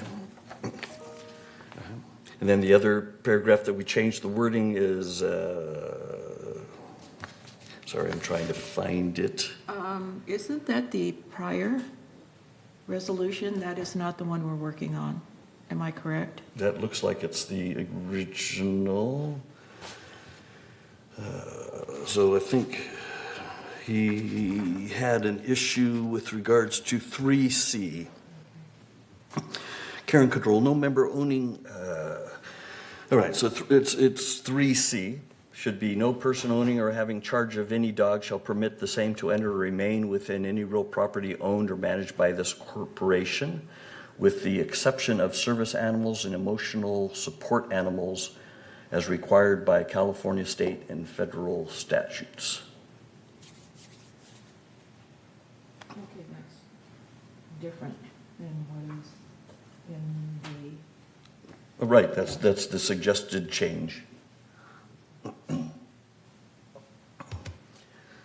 So I read what was suggested change. If this is getting too complex, we can kick it back to the We're scratching the part in yellow and adding the stuff in red. I'm sorry to do this, I can't find the word corporation in the proposed. So I'm changing 3C to no person owning or having charge of any dog shall permit the same to remain or to enter or remain within any real property owned or managed by this corporation, with the exception. Right there, It's actually said corporation, on the new one it says Third Mutual. Okay.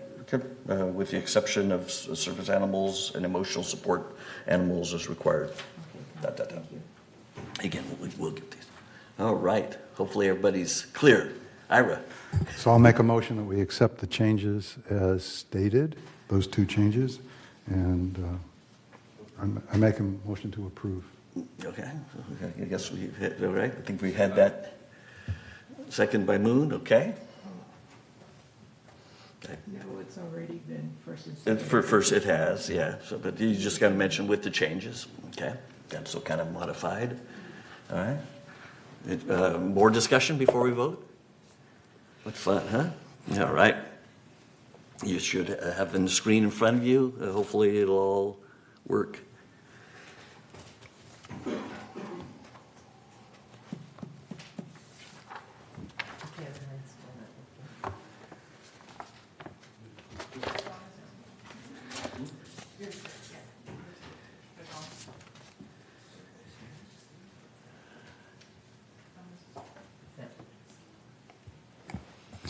Director Park, what's your vote? Could you? Abstain. Okay, you're abstaining. Thank you.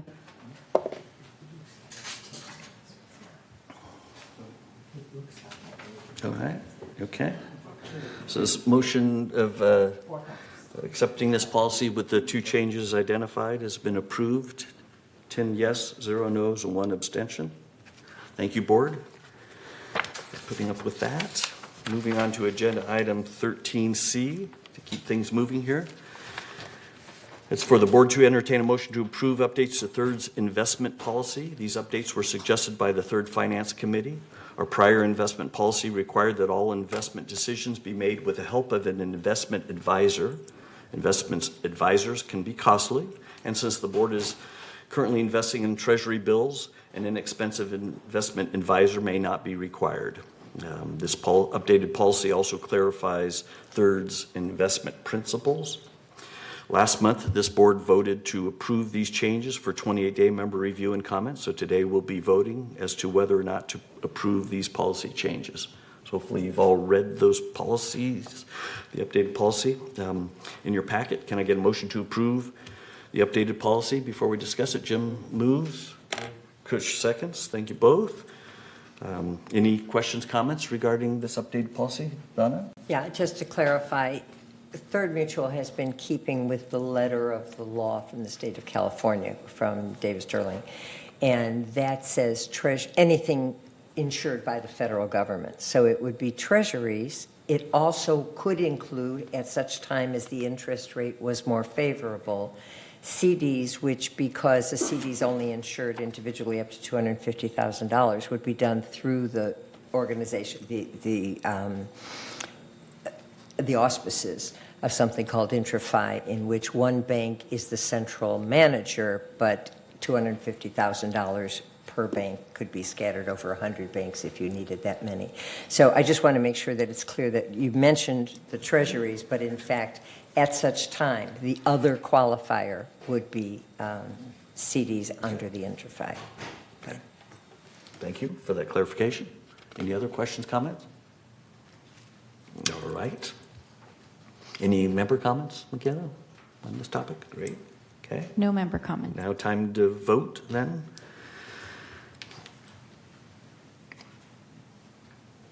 All right.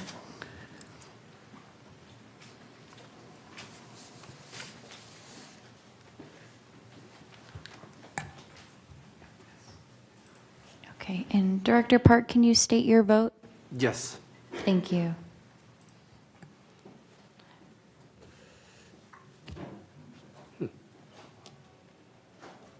And Director Engdahl, can you input your vote? Thank you. Okay. All right. Thank you, board. This passed unanimously, 11 yeses. All right. And we will now move on to agenda item 14, which is new business. Agenda item 14A is for the board to entertain a motion to approve updates to Third's alteration fee schedule.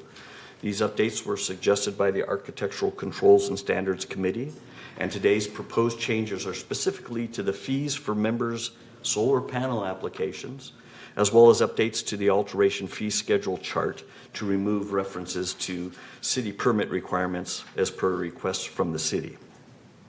Today, we will be voting as to whether or not to submit these updated fee schedule changes forward for 28-day member review and comment. Anybody from staff have some opening comments for us on this? Thank you, Bart.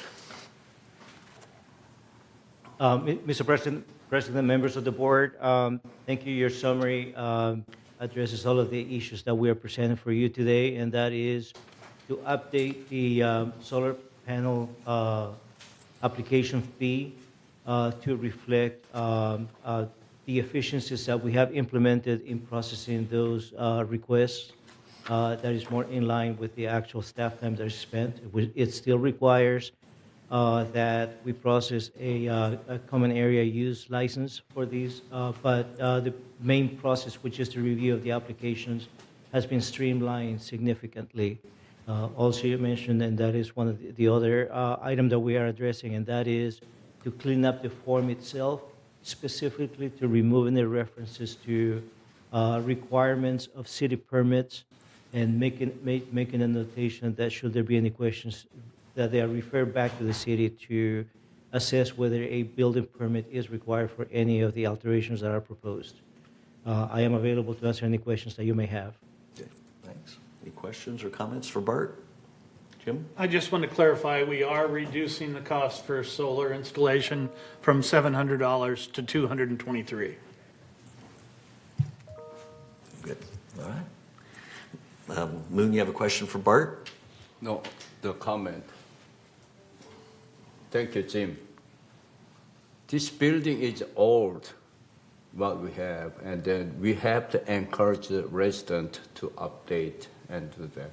So whatever we want to, encourage them, reduce fee or whatever we are doing, I like to go that direction. Okay, great, thanks. All right. Move to Yeah, hold on just a second. I'm going to ask Chris to read the resolution for us, and then I'll come back to you. Okay, alteration fee schedule. Whereas alteration and variance requests require significant staff time for proper processing, including research, report preparation, presentation to the appropriate committee and board. And whereas in order to offset a portion of the administrative costs associated with processing alteration and variance application, including solar installation requests, the board has adopted an alteration fee schedule. And whereas the following revisions to the alteration fee schedule are recommended to be approved by the board. 1, the solar installation application fee is revised to $223. Number 2, miscellaneous revisions to address current city requirements. And whereas the new alteration fee schedule better aligns the fees with the administrative time it takes to process each task. Now therefore be it resolved April 18th, 2023, that the board hereby adopts the revised alteration fee schedule as attached to the official minutes of this meeting, and resolve further the mutual consent processing fee for solar panel installation is to be calculated based on 4.7 hours charged at the current bill rates, and resolve further the mutual consent processing fee for solar panel installation requests is set at the initial rate of $223 for 2023 and will be adjusted annually with the adoption of new bill rates. And resolve further that Resolution 03-19-131, adopted December 17, 2019, is hereby superseded and canceled. And resolve further that the officers and agents of this corporation are hereby authorized on behalf of the corporation to carry out the resolution. Thank you, Chris. And Jim, did you want to make a motion to approve the updated alteration fee schedule? All right, and Ira seconds. So you moved. Any further questions, comments from members of the board?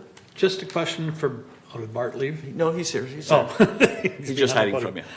This does eliminate the $150 variance application, correct? It's only the $223 total now for applying for.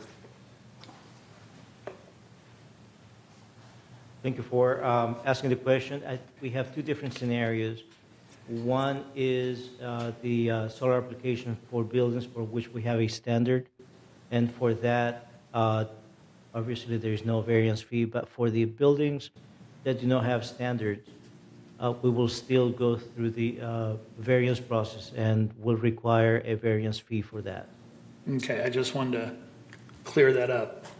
In most cases, there will not be a $150 variance fee on top of the $223. Correct. Only on special circumstances. Yes. Okay, thank you. Okay, great, thanks. Thank you both. Any other questions, comments from members of the board? Okay, Michaela, any questions, comments from members? All right. Okay, so it's now time to vote. Again, we'll be voting on whether or not to submit this policy forward for 28-day member review and comment.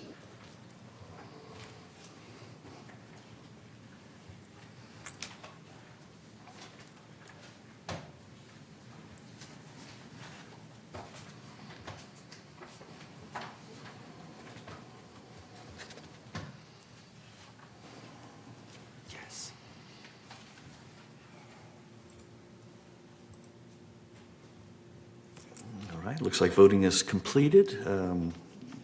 It's unanimous to submit this updated policy, standard forward for 28-day member review and comment. Thank you, board. Moving on to agenda item 14B, it's for the board to entertain a motion to approve updates to third Resident Policy and Compliance Committee Charter. These updates were suggested by the Resident Policy and Compliance Committee. Can I get a motion to approve the updated committee charter before we discuss it? Jim so moves. Chris seconds. Get you next time, Kush. Any questions, comments regarding this charter? Hopefully everybody's read it. Good. Michaela, any member comments regarding the charter? No, but Jacob is in the Zoom meeting if you guys do have any questions for him. Okay, I got it. Okay, but thank you. Looks like none. All right, I guess it's now time to vote.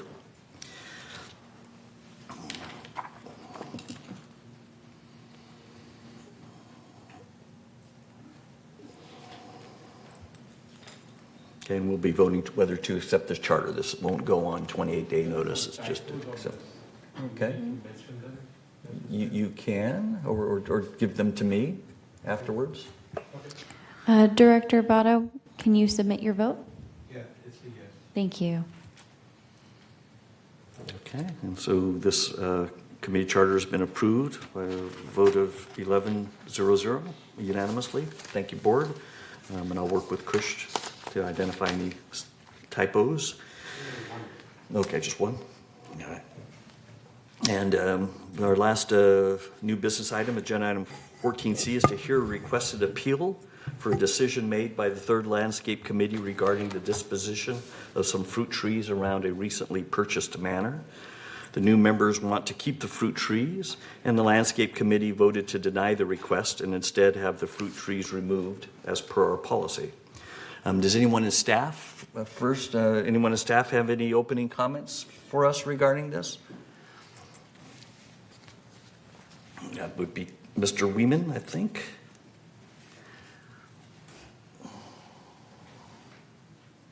Good afternoon. Not quite. No, it seems that way. Lonely back there. Yeah.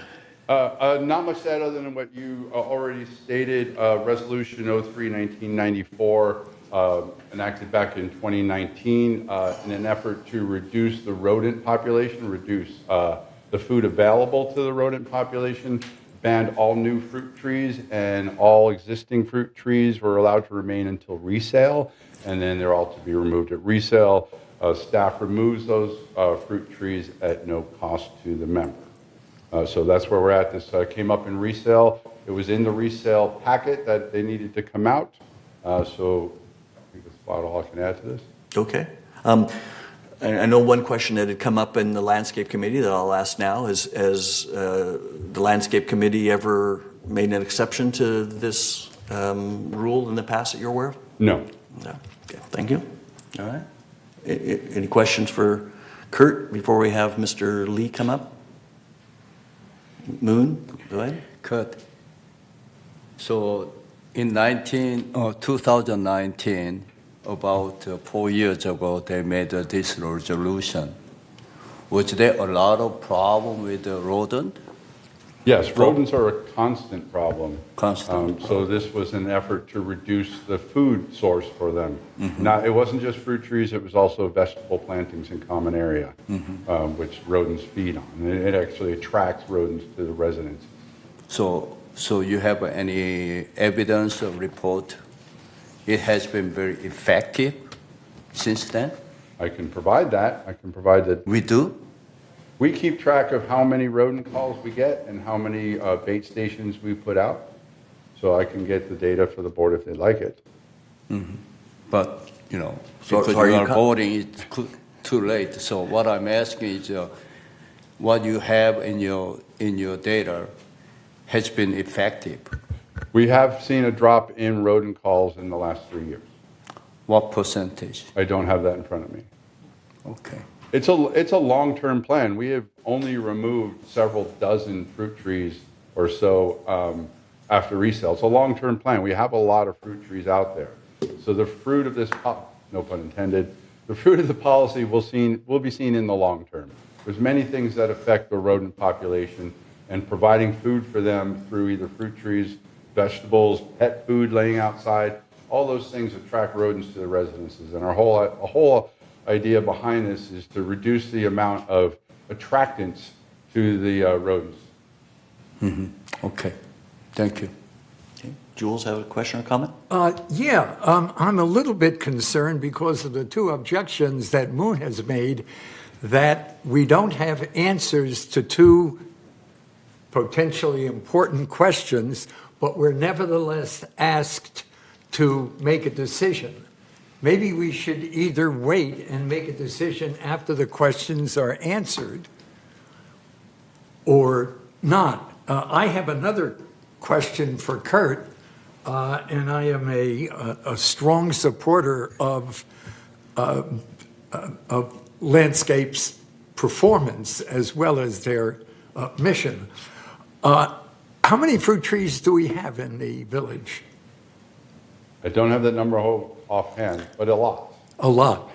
And we're only talking about 5 fruit trees here, and I'm just wondering whether, I mean, all of these other fruit trees that are around, including one near my house, which I clean up under when Landscape hasn't gotten there yet to make, I mean, we're primarily talking about fruit that drops on the ground, isn't that right? No, we're talking about fruit in the trees. Part of the fruit tree policy requires residents to maintain the fruit trees that they have, and if they are not, if it comes to our attention that they are not maintaining the fruit trees, in other words, all limbs need to be kept 3 feet above the ground, et cetera. If they're not maintaining them, then it goes to compliance. We generally end up removing them because it's a resident that can no longer take care of their fruit trees. Through the Yellow Stake program over the years, a lot of fruit trees were planted, and a lot of them are not being maintained. So we do remove a fair number of them every year for people who have got to the age where they can no longer maintain them. So would it be possible, for example, on a temporary basis to allow these people, the applicant, to maintain these, providing they, periodically submit photographs or something? In other words, is there some way that it can be done that will allow them to maintain what they have on their, on their property right now without requiring Landscape to come out and monitor? I can't think of any other way to monitor other than adding administrative burden to my staff already. This is a board decision. This was a board decision to put the policy in place, and it's a board decision whether or not they enforce it. Mm-hmm. Yes, Moon? Go ahead, Moon. Yeah. Before I come to Laguna Wood, I was in the gated community, which is much smaller, about 1,000. And I talked to many people. It's the first time I ever heard we want to remove all the fruit tree at some point. Boy, to me, it's kind of absurd idea. Okay. But we don't have any other technology to help this take care of the rodent problem.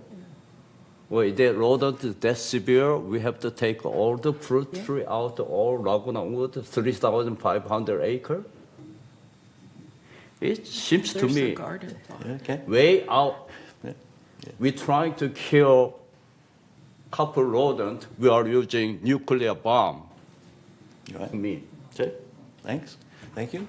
Thank you, Mr. Weeman. We'll let Mr. Lee come up and. Good morning. Good.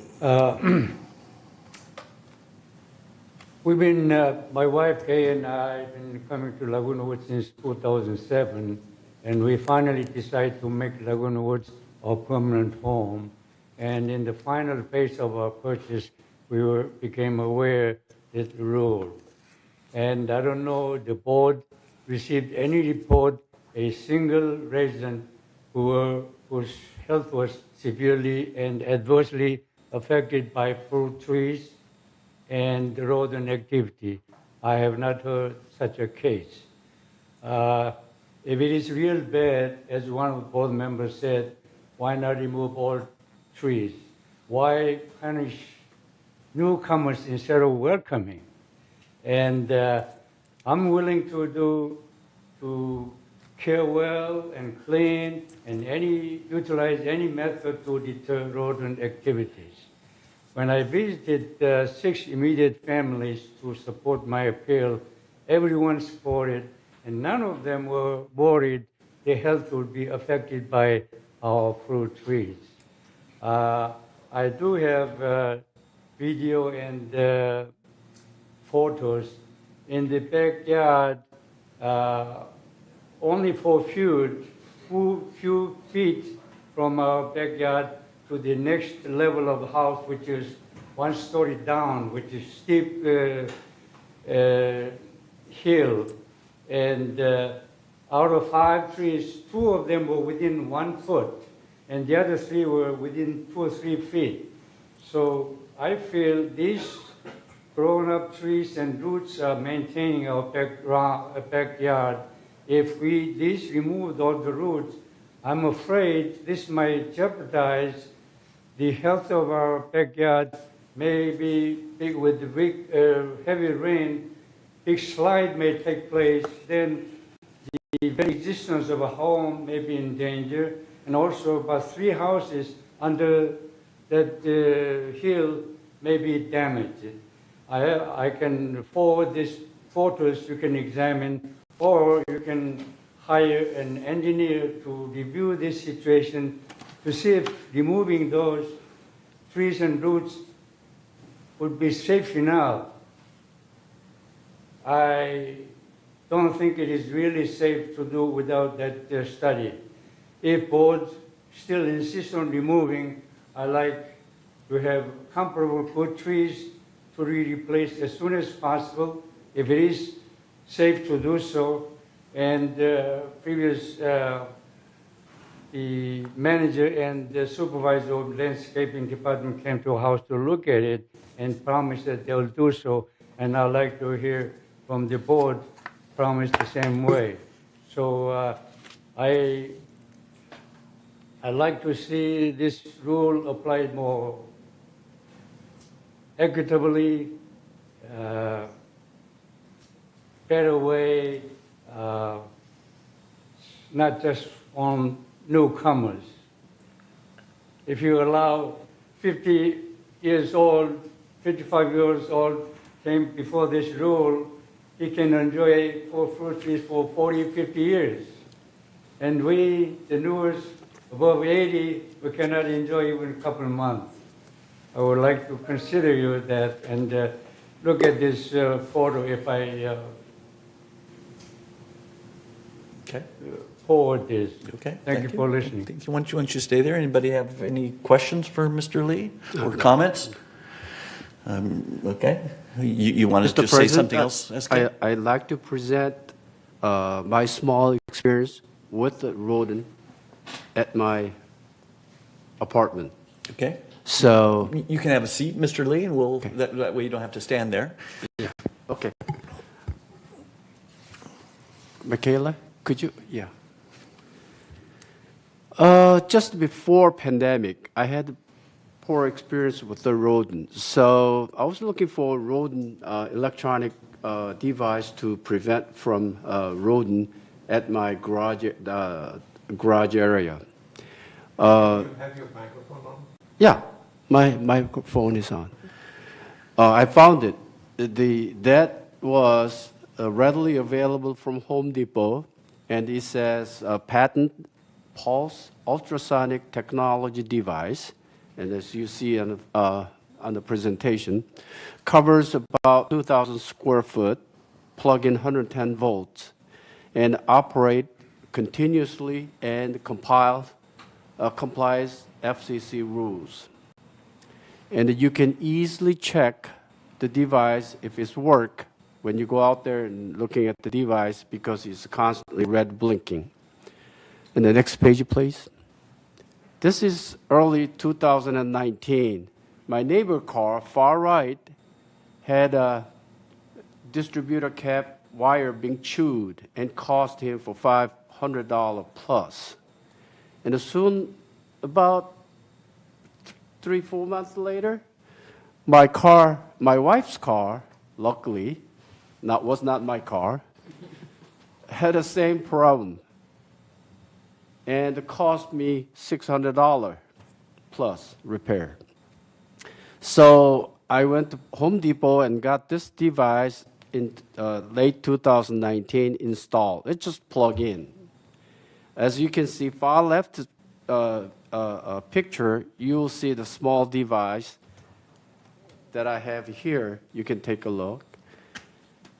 And since then, up to today, I have not had any problem with that rodent chewed up my vehicle.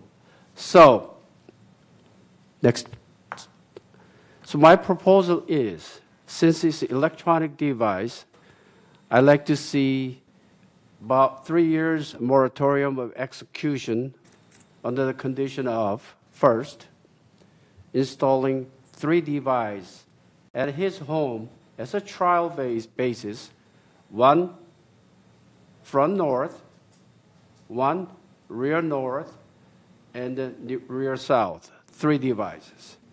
And the detail to installation has to work with the landscape department for electric wiring and the initial test. And to C, the owner must report progress to third board twice a year, 1 in April, 1 in October, either written or verbal reports. D, the owner must report any instance of the rodent being present around the trees to the third board. And the E, electrical extension must be rain or water protected. And also, final thinking is, what I'm thinking is this proposal can serve as an initial trial for future cases, I thought. So this is the sort of thought that board can consider about this device. Okay, Thank you. Thank you. Thanks for that. Moon? You have a big 3-story or 4-story building, and there is no tree around in the garage, right? Right. So it has nothing to do with the fruit tree, but rodent is still around, right? Oh, within 2,700, I assume there's no rodent. Yeah. So what my point is, it has nothing to do with fruit tree with rodent. But I think his device has been very effective. And what year 2019, they made a resolution, not knowing any technology. And we tried to make this Laguna Wood no fruit tree. It will be laughing stock. No fruit tree in Laguna Wood.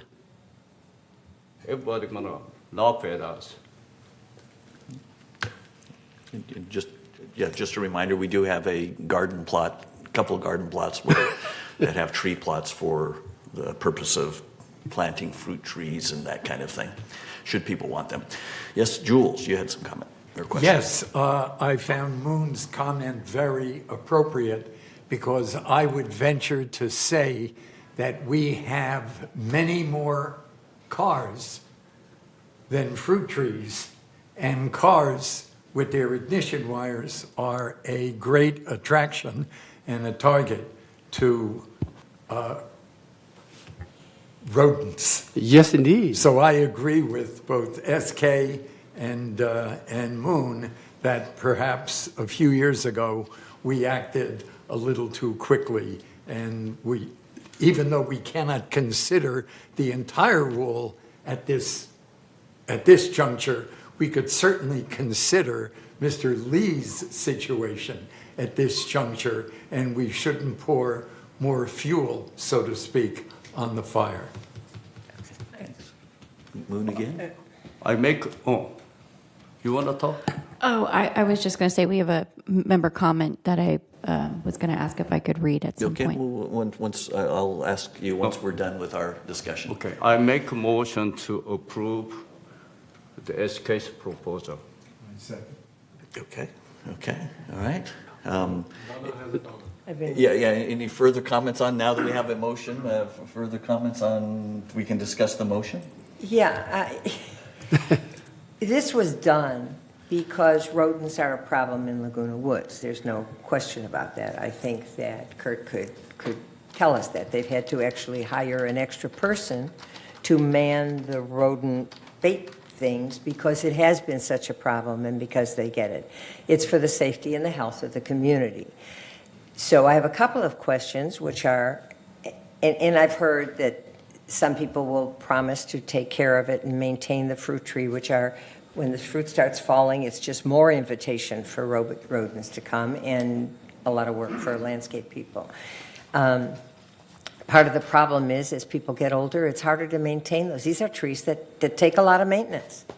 And I love fruit trees. There's no question about it. I love them. They're wonderful. And I love the fruit they bear. But the fact is, they are an attraction to rodents. Moon, you had suggested that we wait until all the data is in.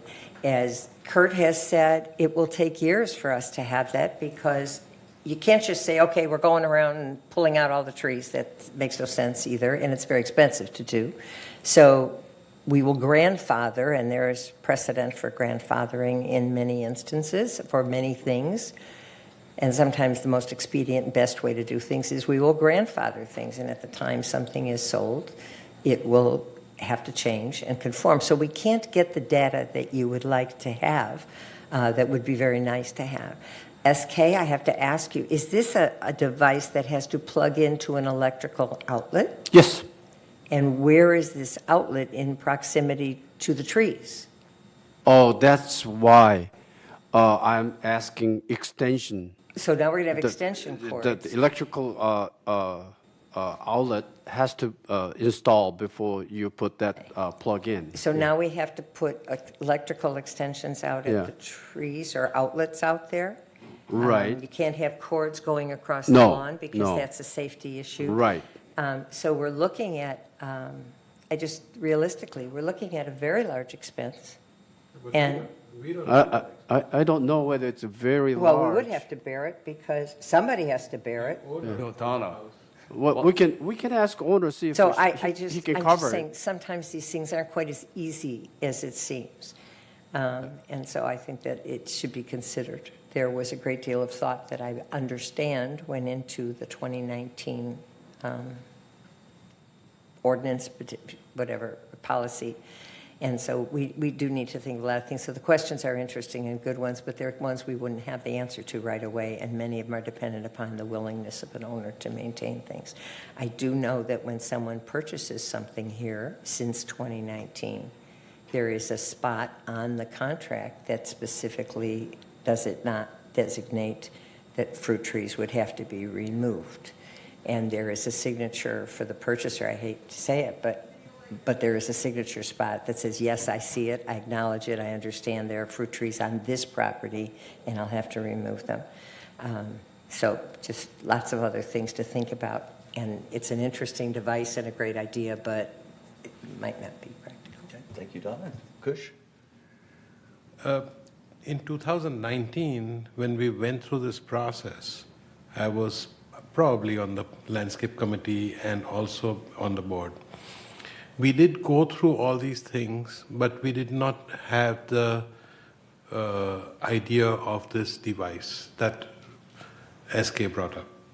It could have been a good idea at that time, and if the people in the house who want to keep their trees and are willing to go through the expense of putting the extension box, electrical outlets, whatever is required, would not have come up at such a juncture.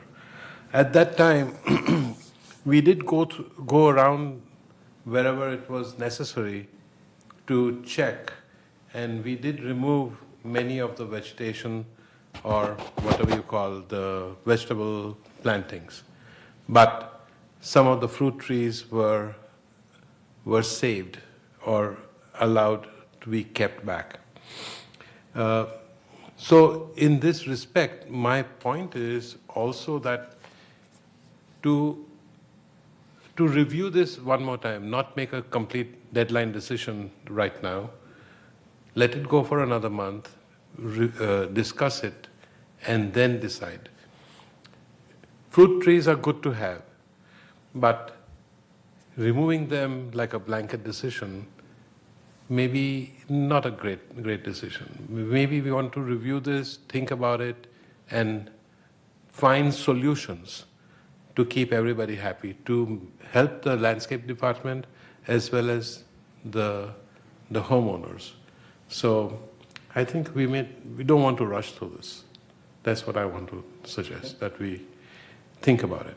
Okay, thank you. So I think the motion is to accept SK's proposal, which would be allow Mr. Lee to add electronic outlets to his place and try this out. Yeah, I know. There's a lot going on. Did you want to say something, Mr. Weeman? It's interesting. Sorry. Okay. Well, why don't you sit up a little closer, Kurt? this fruit tree is not a do or die situation for me. If both fields is good for the community, fine. But I feel, as some board member mentioned, it is applied to only newcomers. And that is, for me, is not fair, not equitable. And so if you come up with better solution, better maintenance, I'm willing to follow whatever board asks me to do.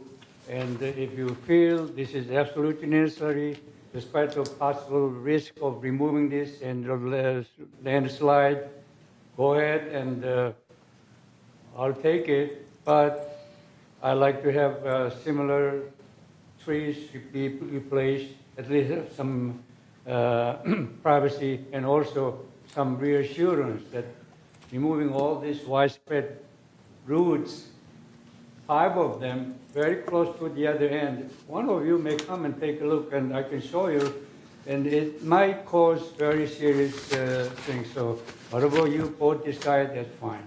Thank you, sir. Thank you. Kurt? And then I'll get to you, Ira. 2 points. One, staff met with the resident about replacing his fruit trees with a hedge, and he was amenable to that, pending the approval of the board. So we would be replacing them with a hedge to give him the privacy the fruit trees should give him. But on the ultrasonic deterrents, one, in order to put those in outside, the product itself would need to be UL listed. We would need to get permits from the city to extend electrical out there. And 3, the downside of the electronic ones is they repel most animals. So it's not just rodents they're repelling. It'll be rabbits, cats can hear it, dogs can hear it. So I think if we go down that route, we're going to end up with a bigger problem from pet owners. Thank you. Ira? Then Jules? Along with what Kurt had said, this is not a rodent elimination device. It's a deterrent to push them over to your neighbor. That's what it does. I've used it for 30 years in my old place, and it may very well be successful, but not entirely, as it has a range, not just in distance or coverage, but it's the way it covers from the unit outward. It's more of a V coming out. So there are going to be dead spots. It's not going to be 100% coverage, and you will find that some rodents go through. If you'd like to eliminate, not just deter rodents, you need more predators like owls. A family of 3 owls will take care of 2,000 to 3,000 rodents a year, if you want to go that route. What you're proposing is moving them from your home to the next home, rather than eliminating them. That is true, but if we try to eliminate droppings that the rodents attack, I think it's a proper device. And also, regardless where there is a device or not, the rodent is there. It just push away from that fruit tree. Right, but into your neighbor's home. is what I'm saying. And so then if they get it and they get it, and as is stated, you're going to have, we're not have gonna- pet owners with. We're not going to get rid of all the rodents. And that's why I'm saying you need Yeah. predators, not ultrasonic devices. I don't know. Okay, well. All right, Jules? If we're talking about pushing predators off of your property, an entire industry in New York involves the way of pushing roaches out of your apartment and into your neighbor's apartment. What I was going to say is that this is a very interesting proposal, which requires some thought. Kush has suggested we wait, just push this over for a month. I would think that it might take more than a month. And so what I would recommend is that we approve Mr. Lee's application and that we refer the matter to Landscape or our new rodent task force and determine it in, properly without feeling rushed. Okay, so we already have a motion, which is to accept SK's thing. If people that made and seconded that motion want to change it, they can. All right. Okay. It looks like Paul has a member comment. The motion is to accept SK's proposal to proceed with some electronic deterrent. And allow him to keep working. Yes, allow him to keep the trees. Okay.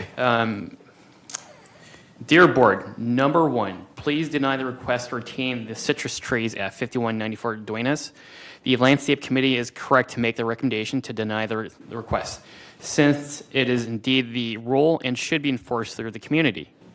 The rule states the planting and growing of tomatoes, vegetables, fruit, and or other crops on patios, balconies, breezeways, walkways, and in common areas is prohibited, whether in pots or planted in the ground. These types of plant draw vermin and insects, making them unsuitable for the well-being of the building residents.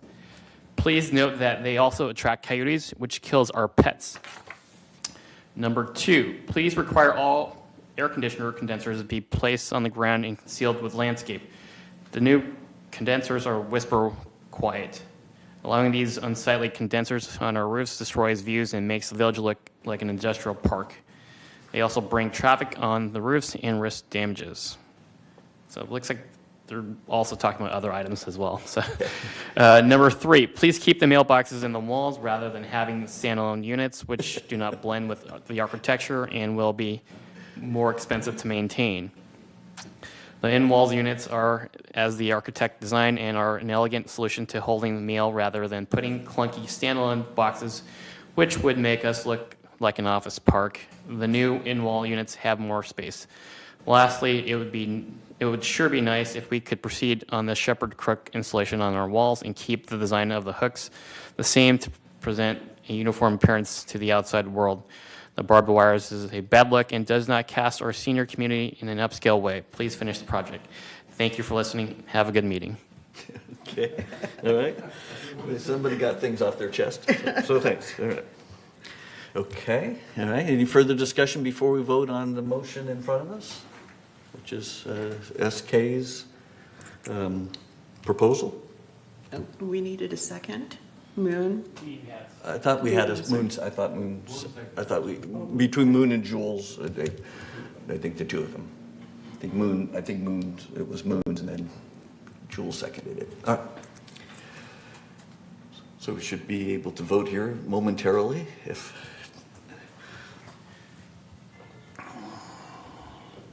So a yes vote is to keep the fruit trees, a no vote is to, I don't know what a no vote is necessarily at the moment. Director Parker, your vote, please. What is the motion? Motion is to accept your proposal. Okay, so if I accept it, yes, right? That's right. And if you don't accept it, it'd be no. And, okay. No. So we have... Motion fails. Okay, all right. Can I get a motion to deny this, kind of what we're here to deny, the keeping of the fruit trees? We'll have a discussion in a second. So right now, what we were voting on was whether or not to accept SK's proposal. That failed by a vote of 4-7. So. I make a motion to deny the request for retention of the 5 citrus trees. Okay. I'll second it. Okay, all right. Okay. Any further discussion on this motion? Moon, did you have something you wanted to say? No, motion is already on, but I was tempting make a motion to table it, as the Kushi said. But let's vote on this motion, whatever motion.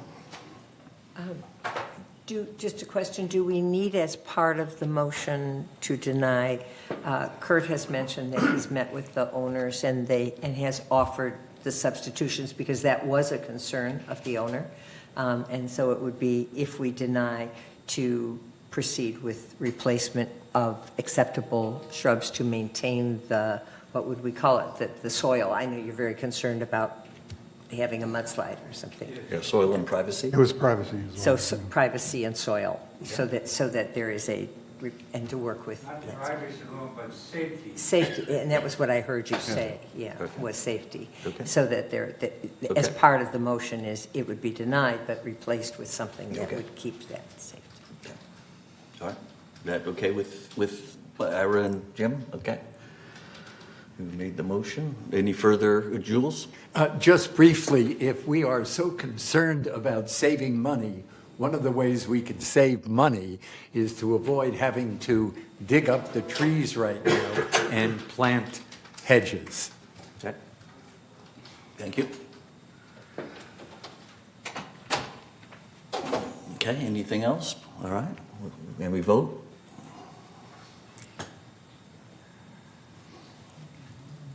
Okay, so the yes vote is to remove the trees and replace them with something else as per decision made with Mr. Lee and the Landscaping Department. Director Zostak, your vote? Okay. Director Park, your vote? Yeah. Yes? Okay. Yeah, you sure? No? You vote no? Okay. Yeah. Who are we missing?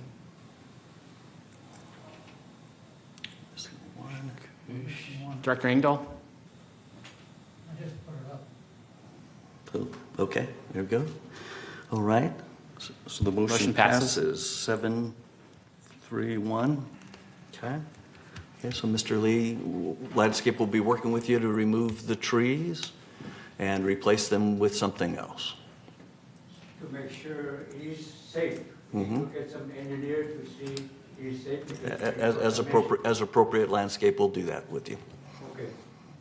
Thank you for Hire an engineer. thank you for coming in and stating your appeal. Appreciate it.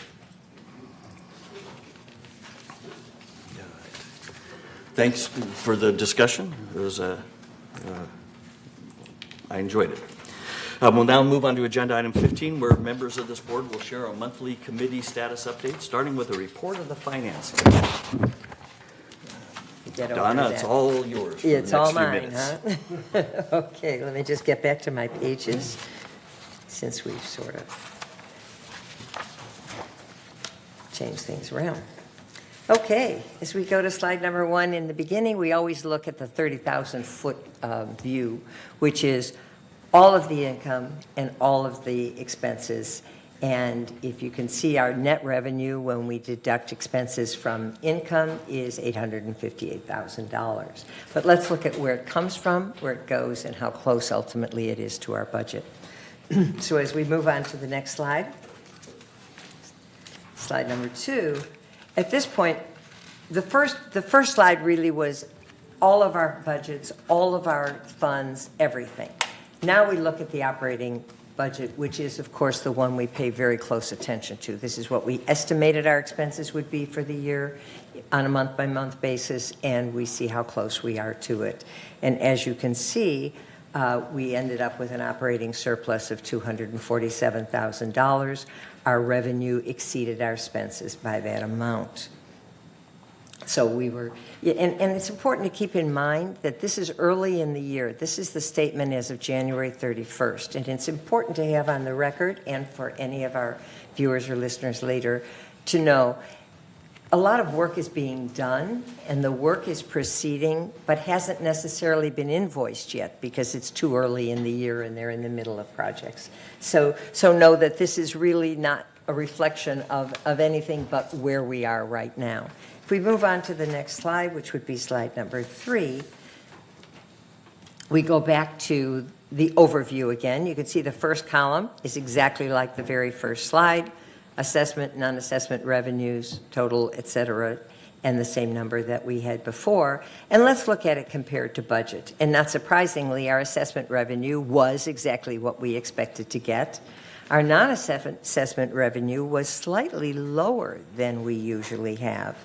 And that is a very small, or rather slightly higher. And it was probably some people paying who hadn't paid before. We don't know, but it was nice to see it. So total revenue versus budget, we actually were a little ahead. Our expenses were a lot below, and we wind up again with what we saw as net revenue of almost $860,000. With a variance of over $500,000 from the original budget. As we move on to the next slide. And this is one where it tells us where our variances are. This is a really important slide. And of course, green is good, and red means it was negative. And outside services, we are definitely favorable. Again, part of this has to do with the fact that work is in progress but hasn't been invoiced yet. And so we need to wait a little while to see how that goes, but it's always nice to see it in our favor. Employee compensation, as we have seen throughout last year, some of that favorable variance has to do with open positions. We're still working on getting them, and hopefully that will resolve itself sometime soon and during this year. The miscellaneous revenue is down $20,000, and what's kind of interesting is it's down primarily because of fewer leases and fewer sales. January was a very slow sales month, so we didn't have the money that we might ordinarily get from that. So, but overall, it looks really good, but again, we have to wait a little further in the year to see how invoices stack up against that. What's really interesting is we move on to the next slide. We never used to be able to have a chart that looked like that because, yes, chargeable services has been the bulk of our non-assessment revenue, but I call your attention to the pie shape of investment interest income. That is something we haven't had on this chart for a really long time. So I'm very excited for us to see it. Just in the past 4 weeks, we earned over $81,000 while the matured Treasury bill money was sitting waiting. The Fed is meeting as we speak, and those funds that are in this account that's earning the $81,000 in the 4 weeks, those funds and all of them will be redeposited right after the Fed meeting is done, after our 28-day investment that we made matures, and so we will be reinvesting on Thursday in keeping with the schedule, and hopefully we will hear that the Fed raised the rate. Of course, if you're paying interest on a loan, you don't want to hear that, but at this moment for this, it's good. But it's very nice to see that, and to see that it's 14% of our non-assessment revenue. That's quite nice. Laundry revenue, permit fee, and the others being a much smaller contribution to our overall revenue, non-assessment revenues.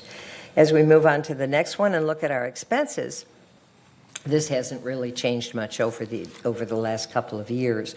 Employee compensation and related expenses, almost 40% of our total expenses, and insurance, a little more than 25% of it. So those two things together are a very, very sizable piece of our expenses. We work on insurance and are working all the time to try and see how we can change that number, but it's a difficult thing. Utilities have gone up. We did save some some money on water this last period, since Mother Nature has gotten ridiculous. So the utilities are primarily in electric, and then the outside services, very small, and materials and supplies going down. But again, those two big areas, employee compensation, insurance, being the biggest bite of our expenses. As we move on, and almost done with the financial report, moving on to slide number 7, here we look at this is the non-operating fund. This is the other funds, consisting of our replacement funds, which are really important. This is a community that is aging in its facilities, and we're going to have to do replacements and repairs, and we have to keep that fund very healthy. And as you can see, starting with the beginning balance of December 31st and the current balance as of January 31st, that fund has gained a little bit, and that's what we like to see. The Garden Villa Fund, a much smaller fund, but again, in a positive direction, as is the Disaster Fund and the Unappropriated Expenditures Fund. And for those of you who haven't heard these reports before, the Unappropriated Expenditures is really the contingency fund. We always have to have some money for the unexpected. So we sort of expect the unexpected, and that's that fund. And all in all, those funds have all grown slightly during the month of January, which is good.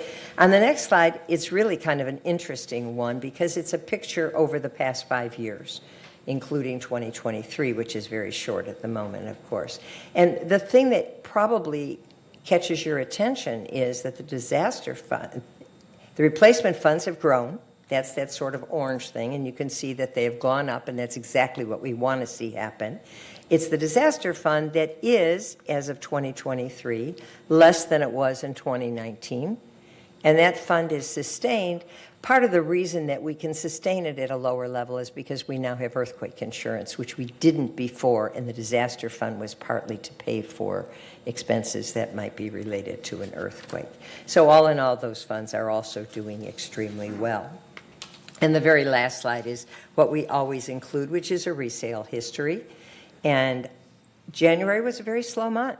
January, there were only 23 properties sold. We hear from the realtors that listings are down, probably in relationship somewhat to the interest environment. And so those are down. It looks like, if you look at the year to date, which this chart was January 31st, you can see that the average resale price looks like it has dropped considerably. But in fact, we got some figures for February that were too late to get onto the charts and put into the agenda, and those bring it right back up to showing that our prices are maintaining. The problem that we have when we look at average prices is we have some very, very high-priced homes, over $1.5 million. And when you have one or two of those in the mix, it really skews the results. So we always have to keep that in mind. And with that, that's my report. Thank you. It looks like SK has a question or comment? Yeah. Chart 8. Chart 8. Wait, let me get them back. 2019, the Garden Villa Recreation Road Fund, there was no, or it's too small to start there? Oh, you know what you're looking on the graph. Yes. Yes, if you look very, very closely with a magnifying glass, across the top you will see a very, very thin, kind of olive-covered line. Yes. So so the Garden Villa Fund has not changed a whole lot because it's designed to maintain the garden villas, and so it hasn't changed. But that's it. It's very, very thin, compared to the other funds. But it is in fact there, and it's still holding its own and doing well. This is a better picture. Yeah, I mean, this doesn't really give you a yearly thing, but okay, fair enough. Yeah, because this at least has numbers. The other one was a little tiny bar you couldn't see. Andy. Yes, Andy? Yeah, Donna, regarding the reserve fund levels, are the basic reserve funds themselves, forgetting inflation and all that, are they at a level that we want them to be? Yes, very good question. Thank you, Andy, for that question, because it's very important. Much earlier in the meeting, a few hours ago, I think, Jim alluded to the fact that when things like Fannie Mae and stuff are looking at our community and they see that our reserve fund isn't at the ideal that they like to see, we are unique in that we do not have deferred maintenance. We don't have major deferred maintenance projects. When something is important and needs to be done, it gets done. And so our reserve fund doesn't really have to be as high as those communities that let things go until they suddenly have to make a big repair. And often, of course, in those communities, it'll lead to a special assessment, which we don't have to do. So when banks and things, institutions that don't know this community look at our reserve fund, they say, gee, that's lower than we would expect for a community this size. But when you consider that there is no deferred maintenance, major projects that have been put off that we don't have, that fund has been deemed very adequate. So I hope that, does that answer your question? Yeah, which leads me to, as a board, we have to make sure that the reserve keeps up with inflation. And that's either through investment income and assessments. So that's, we have to keep. And as you see, we have replacement, we have contingency, all of those funds are doing very well, and they end the year higher than the year before, which is what we want to see. But yes, the maintenance that happens here far exceeds what you typically see in an HOA. And of course, so many HOAs don't own the properties. They own clubhouses and things, but they don't own the units. Yeah. Can we also have a reserve study that was done that shows where we fit as to what our reserves are compared to what our costs are and how our maintenance is continuous? And so we still fall into in the middle range category. Yeah, we're kind of in the middle range, which, considering that we maintain things, is actually very high. Yeah, the thing is, the reserve study people, they kind of, cover their butts, and I don't think they understand their situation, because they put out a product, and they give us a coverage of like 40% or 50%, when that's an adequate number, but yeah, you could get an association that was 100% covered, but it'd be a really small one. So it's keep in mind that these reserve studies that are done by a third party, they're not that scientific. Yeah, and we're not concerned because, again, as Jim just said, we are in the middle range using the standard that is applied across the board that includes communities that do have deferred maintenance. Yeah. And so that puts us really much higher, so very comfortable. Yeah, a green light on average would be anywhere from 40 to 70%. If you've got more than 70% coverage, that's great in a way, but it also maybe means you have too much tied up. So, so reserve studies, you have to be careful. The third-party reserve studies, they're also trying to cover themselves, because if they don't do it correctly, they can get sued. If they don't do it per the way they figured out, but it's not that scientific. Right. That's all I have to say. Okay, thank you. Yeah. Moon, did you have a comment or question? Yeah. Okay. What percentage of our revenue is reserved in general? I don't have that exact figure, but we do have over $25 million in our reserve fund. What percentage of our revenue? Our revenue is about $45 million? We went up $500,000 in January into the reserves, according to the numbers in here. Yeah. Well, you're talking about number, but what percentage? You could have, I have you could do the math. calculated for you. We took in, $40 million, and we got $500,000 out of that. I don't know exactly. So that's about less than 1%. 40 million to 1 million. No, it wasn't 40 million, sorry. No, we usually take in, that's on the first slide, is our overall, we have our overall income, and then we have our assessment income, which are different, our assessment revenue. But we took up 3.5 million in assessment revenue alone. Okay. We'll find out some other time, but... I have to calculate it for you if you want. I can ask the financing department. Add the Andy's question. Okay, we have to keep up with the inflation over there, right? Yes. For the reserve and whatever that. Yes, and just so you know, again, to reiterate. Second one is I had it come to my mind, sorry to the BMS people here, but we are using consultant, staff report, all that. Our information coming from one source. We don't have a second, third opinion. So we have to make a decision. If I'm general in the war or fighting, I'm listening only one information. I need about 5, 6, 10 different information so I make a judgment. But we are taking most of this staff report coming from BMS people, our employee. They are working for that field. They have best and most accurate knowledge, no question about that. But they could be biased. They could be self-supporting. We are making decision on something I'm not comfortable with. Okay, it just come up, and recently I want to add that. Yeah, later, after the meeting, at some point, if you could really identify where that concern is, because as No, you it can comes see, to not only this finance, it everything general. Whenever we have a meeting, we have a step report. We are reading it. That step is one of, let's say, Kurt, or not Carlos, but somebody like Bob or whoever. Okay, Emmanuel. They are in that field. They have most knowledge, but we don't have any other second, third, fourth.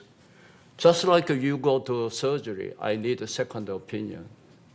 The surgeon may be giving you his own biased information. We are making very important decision for all the residents on one information. I think we may make some vital mistake if we keep on doing that. Yeah. So I see that some committee, we see that the advisor, okay, I would like to see that more utilized, but advisor also could be biased if we are directing certain. So we need a more broad-based information. Okay, if we don't, or we can study on our own self, which we are not capable to do because there's so much information, so much knowledge we need, we cannot. Fortunately, the financial report is based on fact, and that is the numbers we have, and we see our reserve I'm funds not talking growing about and finance. healthy. Finance is one of the easiest one in a way because it's numbers. Number doesn't tell a lie. But even finance, economy changes so fast lately.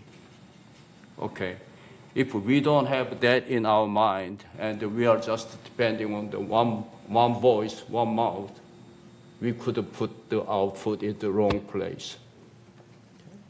All right, thank you. Any other questions? Okay. All right, thank you, Don. Next, we'll have the Architecture Controls and Standards Committee. Jim? Okay, we last met on February 27th, which is incorrect in our agenda.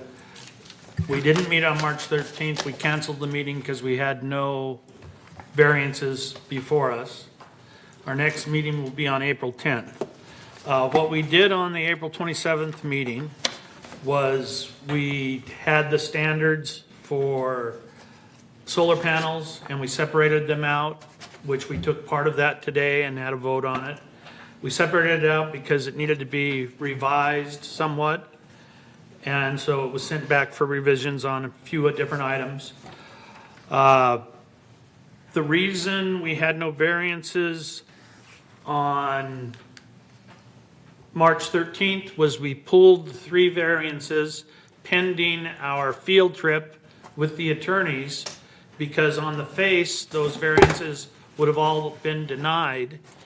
And we wanted to go around on the field trip with the attorney to show specific instances where common area would be beneficial for the community, for the individual to maintain rather than the HOA to maintain, and show him all the different circumstances, because one fix doesn't cover all, because our community is so diverse in even how our buildings are, because one building in one area may have a different configuration in another area as to how common area is affected. There's actually situations where the common area is completely surrounded by building and is almost inaccessible by our maintenance people. And so those kind of situations, we want the attorney to look at and try and figure out a way where both the member could benefit and the HOA could benefit. And so all those three variances are pending until we get that information back from our attorney. Along with that, we have Standard 41, which was the old standard, and it needs to be revised to current and state regulations, city-adopted building codes, municipal codes, and processing time. The other effect we had was we dropped down from $700 for a solar panel to $223, which reflected more appropriately what staff time and costs were. And along with that, we keep moving forward on trying to adjust the standards that we do have to make them more modernized with more modern materials and bring them up to current codes. So that's kind of what we've processed. And again, our next meeting will be on April 10th at 1:30 p.m. And hopefully we'll have some resolution, and some of those variances will appear before us if the time frame adjusts with what our attorney's feedback is.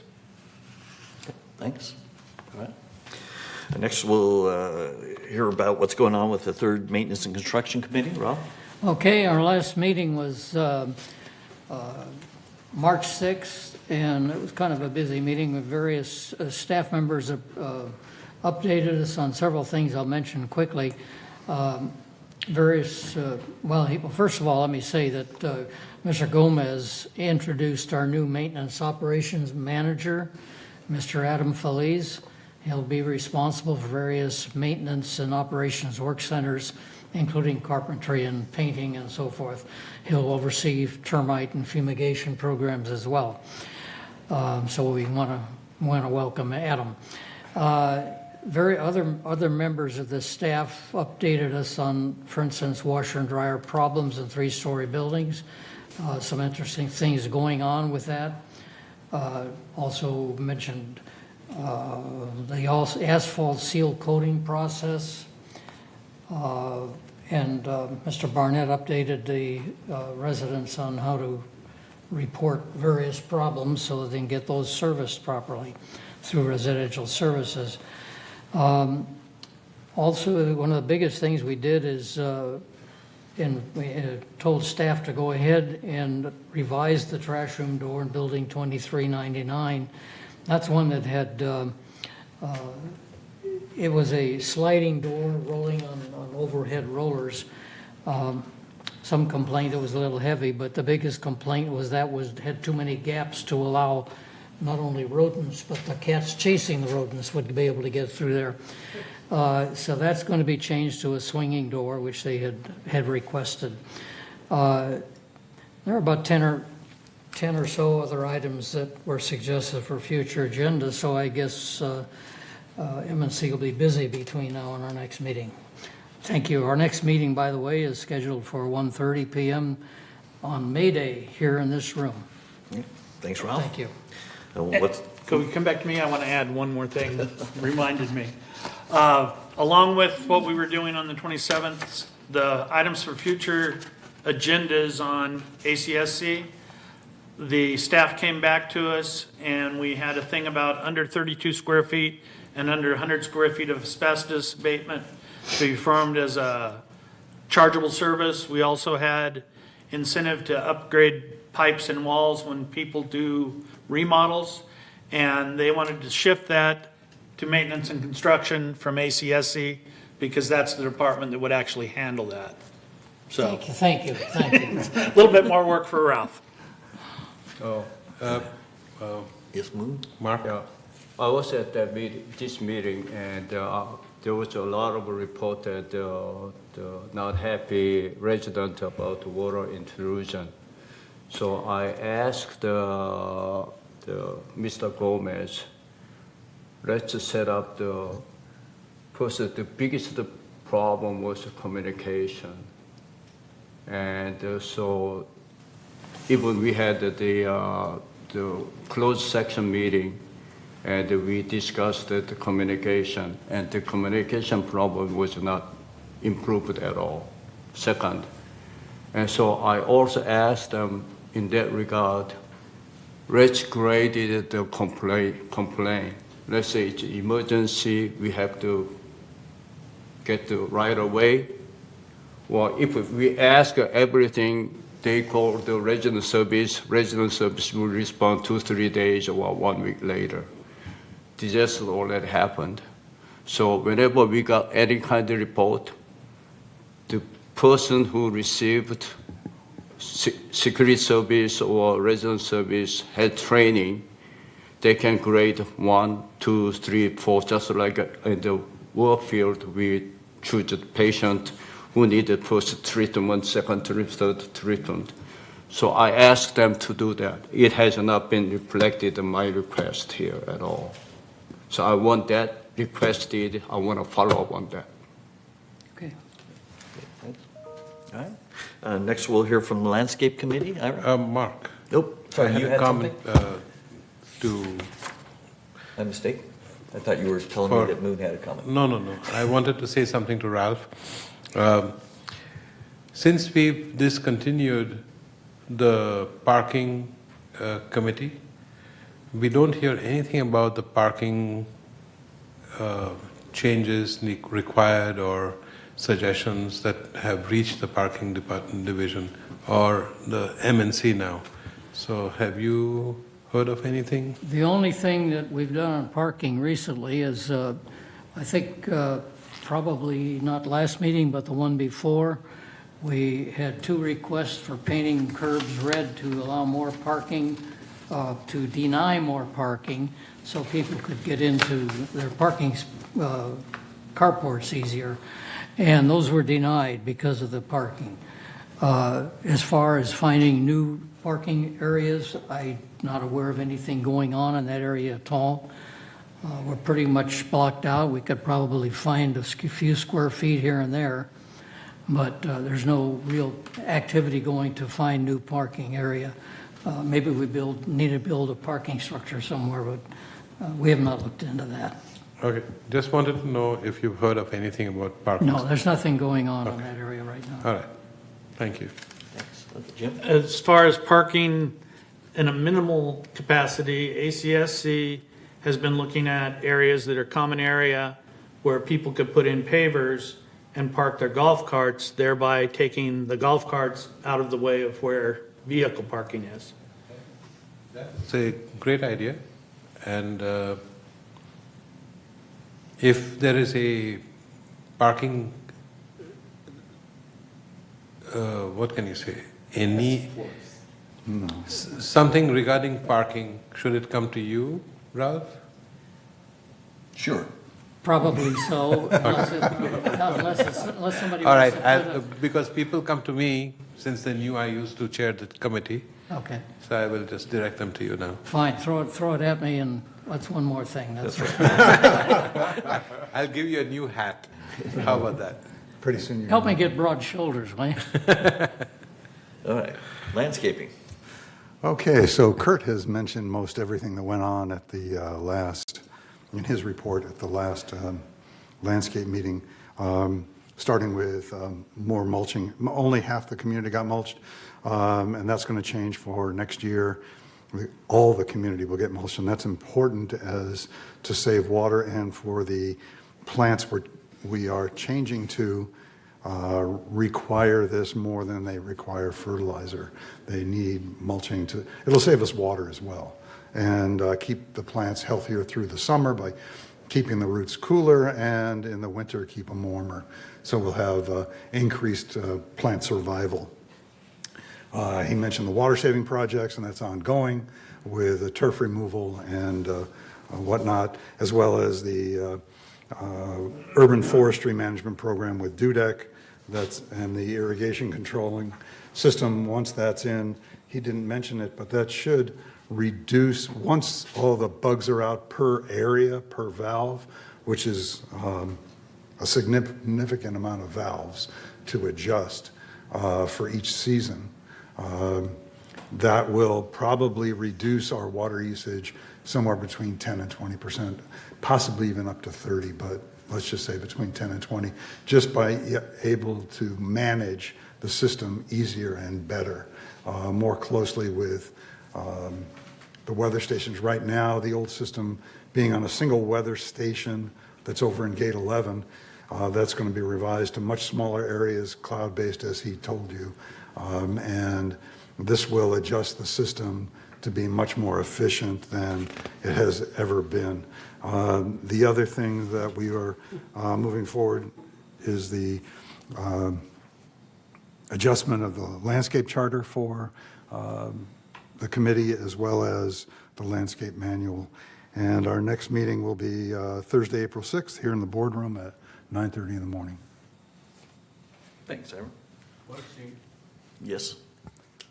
Mulching is great, but if we do that, let's say 10 years, the up and down on the ground will be changed because of mulching, and then we may have some drainage problem. Actually, there's already problems, Okay. not with mulching, but with, and it's common in every community, with very limited exceptions. When you replace a plant, you don't take out all the roots, so you start to get doming in areas. And we've discussed this as we pull out and redo areas to regrade the areas down to get drainage away from the buildings. This is something we discussed with the turf removal program, that it's the ideal time when there's nothing there, take away a little more dirt, because if you're putting on 2 or 3 inches of mulch, you need to have the surface start below, let's say, a sidewalk area, and not to run off. And we do have more erosion issues in this community than I've seen in any community due to the steep angle of our slopes. And this is an issue that we're tackling one at a time, and it's an ongoing problem. As you see around some of the smaller slopes, you'll see 2 or 3 levels of block wall being added to prevent that erosion, because the angle of the slope is too steep. Even with regrading it, you would have to go back and eliminate the home behind it to really get a satisfactory, non-eroding kind of slope, and you can't do that. So we're addressing it one at a time, which is the only way we can do it. Okay, I think drainage problem is very serious. We see several, because lately there was a lot of raining. And so whenever it rains, I go around my house and make sure water drain. But some of the drain, even drain there, it doesn't drain. Water is really. So I think we have to make sure our staff checking all the drain, existing drain is working properly. Second, as trees removal or trees grow, whatever, the drainage landscape is changing. We have to keep eye on it, always. Thanks. Thanks, Ira. Anything new regarding Water Conservation Committee? There is, Okay. and one may wonder why we need a Water Conservation Committee when it doesn't stop raining. But the fact is, our residential water does not come from the sky. Here in this part of Orange County, we buy virtually 100% of our potable water. That water we use in our homes, our drinking water, et cetera. Even The water that is the hose that attaches on the outside of one's house or building, that's residential water, and that is purchased 100% elsewhere. It's carried over long distances. We all have heard that the water comes from either Northern California or from the Colorado River.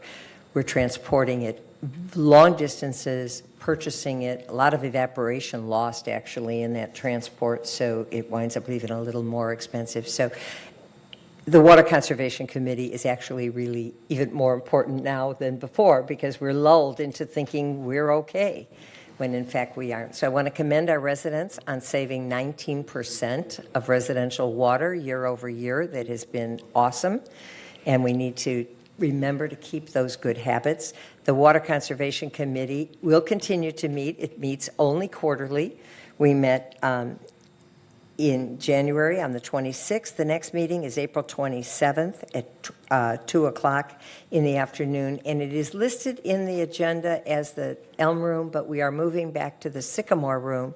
It is less accessible or less easily accessible. Anyone coming to the meeting should ask to be directed upstairs, but it's a better room for Zoom, and we do have people who like to watch it video-wise. And so we will be meeting. It is always the fourth Thursday of the month, January, April, July, and October. Yes, Andy? Hi, Don. I was wondering, state of California's come under a lot of flack for not recycling rainwater. And I'm just wondering, what happens to our rainwater? Where does it go? It's going in the ocean. I mean, the bottom line is it essentially winds up in the ocean. Okay, is there There is anything- a small reservoir here in this part of Orange County that is small. It's enough to sustain the area that El Toro Water District serves for somewhere between 30 and 60 days if we were really, really conservative. So yes, the rainwater, once the ground is saturated, as it pretty much is right now, Yeah. we don't have storm sewers like areas that are used to lots of rainwater, and so Okay, it one winds other up in the question ocean. on that is, Irvine has been lauded as having such a gray water recycling program. But of course, Irvine came into being a lot later than a lot of other towns, and they were able to do this. And the Irvine company's got a lot of money. Where do we stand on gray water? Okay, where we stand, which actually is quite interesting. First of all, Third Mutual does have all of its landscape water, with the exception of gates 11 and 14, are recycled water. And frankly, and of course the golf course here as well in Laguna Woods, my understanding from what I've heard from El Toro Water District is this is the only part of the service area, Laguna Woods, that has recycled water, because they had to concentrate their efforts somewhere, and we're the biggest community. So we have that. So our gray water is really wonderful, in that we are using recycled water for the lawns, except in those two areas. There is technology that exists to actually take the gray water and turn it into potable water. And that is something I hear at the meetings that they have, the community meetings, I hear that it might be as little as 5 years away for the technology and the law as to what the quality of the water needs to be coming through your sinks as potable water. But that is, so it's almost, there are those who are saying, if we can just get in that holding pattern for 5 years, we might really be saved by being able to recycle more of our water. But in terms of the rainwater, once it saturates, that's it. Jules, then Ira, then Rob? Yeah, regarding Andy's question, there is something that we really could do.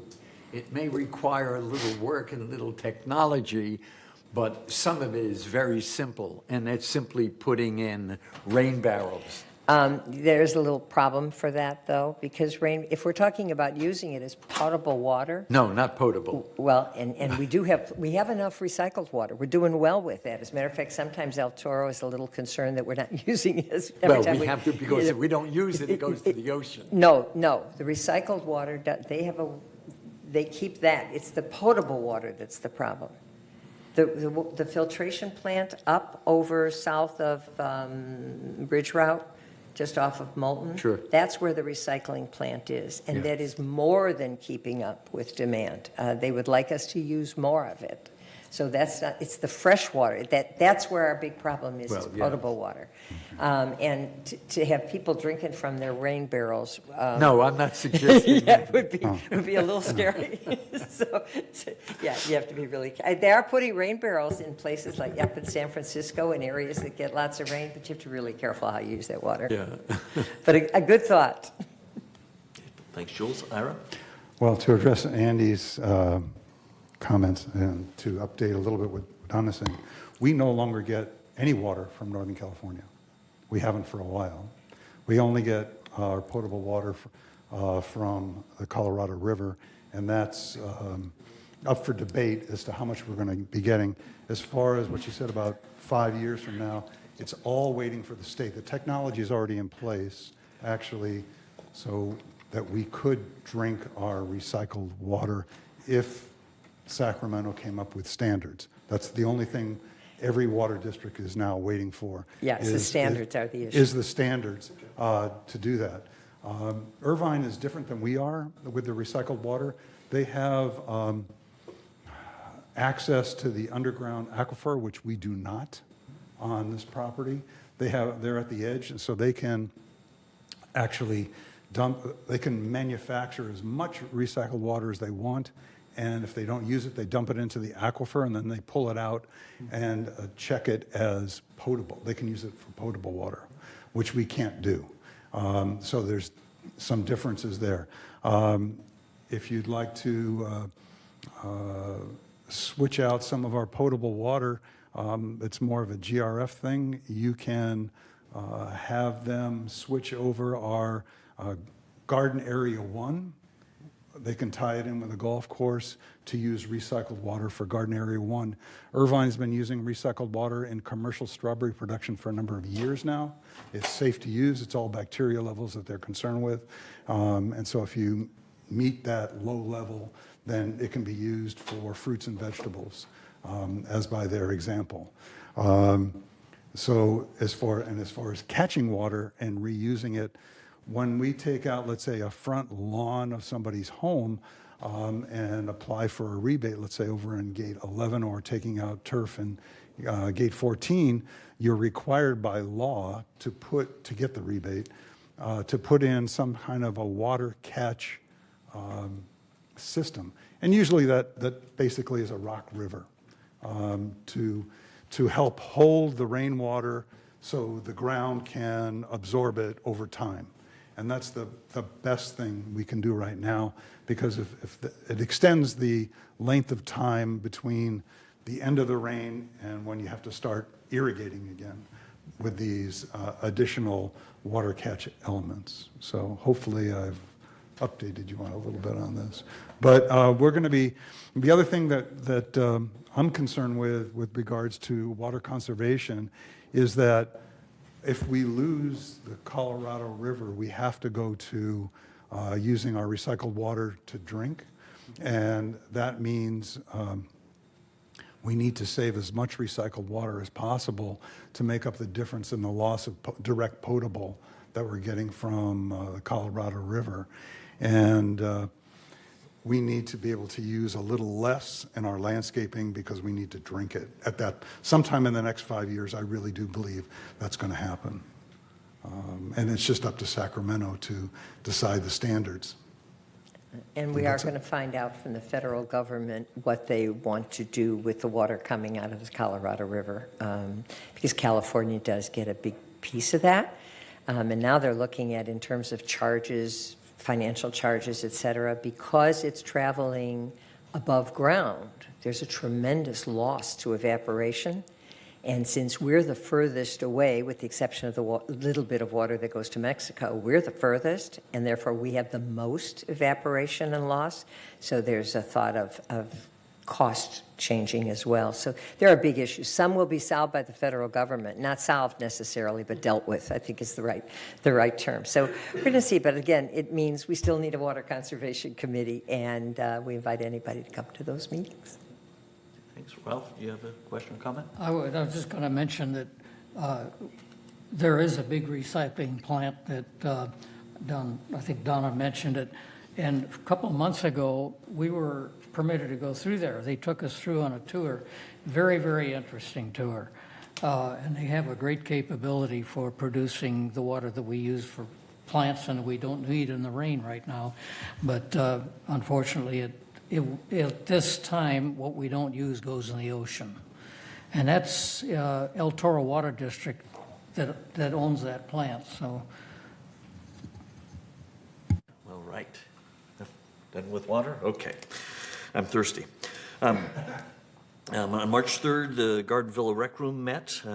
They received a plan from the staff regarding how the Garden Villa Rec Room money should be spent, and that staff plan was confirmed for execution, and the next meeting is on July 5th at 1:30 p.m. here in the boardroom. And finally, we have the Resident Policy and Compliance Committee. This committee last met on Tuesday, February 28th, when we discussed several things, including the committee charter that we approved earlier today, as well as potential updates to Third's appeal policy, our compliance letters, and our barbecue policy. This committee will next meet on Wednesday, March 29th at 9:30 a.m. here in the boardroom, where we plan to continue our discussion on the appeals policy, our compliance letters, and start the discussion of our internal dispute resolution policy as we continue to work on making our policies more considerate, clear, and complete.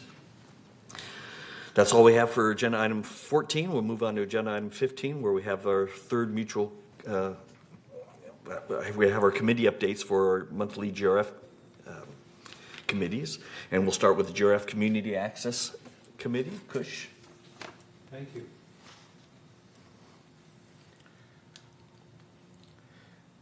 Community Activities Committee meeting was held on March 9th, 2023 at 1:30 p.m. in the boardroom. Recreation Director Alison Giglio gave a detailed report of the maintenance and improvements held during the month, as well as the events held during the month were discussed. Some of the upcoming events for this month and April are: Clubhouse 5 will have the Health and Wellness Expo on March 25th from 10 a.m. to 2 p.m. with free goodies, lectures, and screenings with free lunch till supplies last. The very popular Village Bazaar will be held or hosted at the Clubhouse 5 also on April 1st from 10 to 2 p.m. The Equestrian Center will host the Easter extravaganza or egg hunt. Bring your grandkids on April 8th at from 9 to 11 a.m.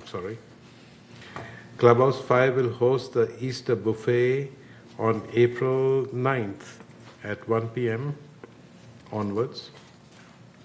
The annual Village Games will begin on April 10th and continue until May 4th. Registration will close on March 24th. Forms may be obtained from the fitness centers.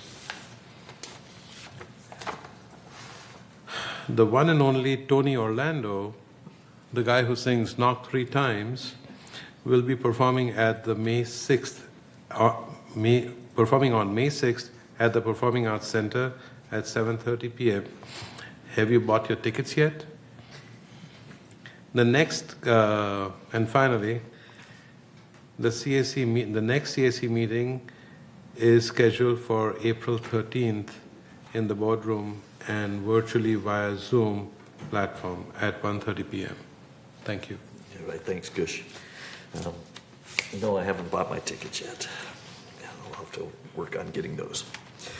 Next, we'll have the GRF Media and Communications Committee. Jim? Okay, the GRF Media and Communications met both on February 22nd and March 20th. And I'm going to combine this with the Broadband Ad Hoc Committee. The Broadband Ad Hoc Committee is a closed committee. but there are some of the information that's been released in the Media and Communications Committee. So I'll kind of just combine it all together. Also, with the Media and Communications Committee, the next meeting will not be April 17th. They're going to an every 2-month meeting cycle to also help with not using staff time and all the development, much like they're following Third's policy on trying to eliminate unnecessary meetings. What's happened is we have 3 options under our internet. We can, and the broadband services and the cable services. So far, we've looked at the status quo, which will cost us millions of dollars over time and eventually be obsolete. We've looked at owning our own network, and that has been looked at by the ad hoc committee.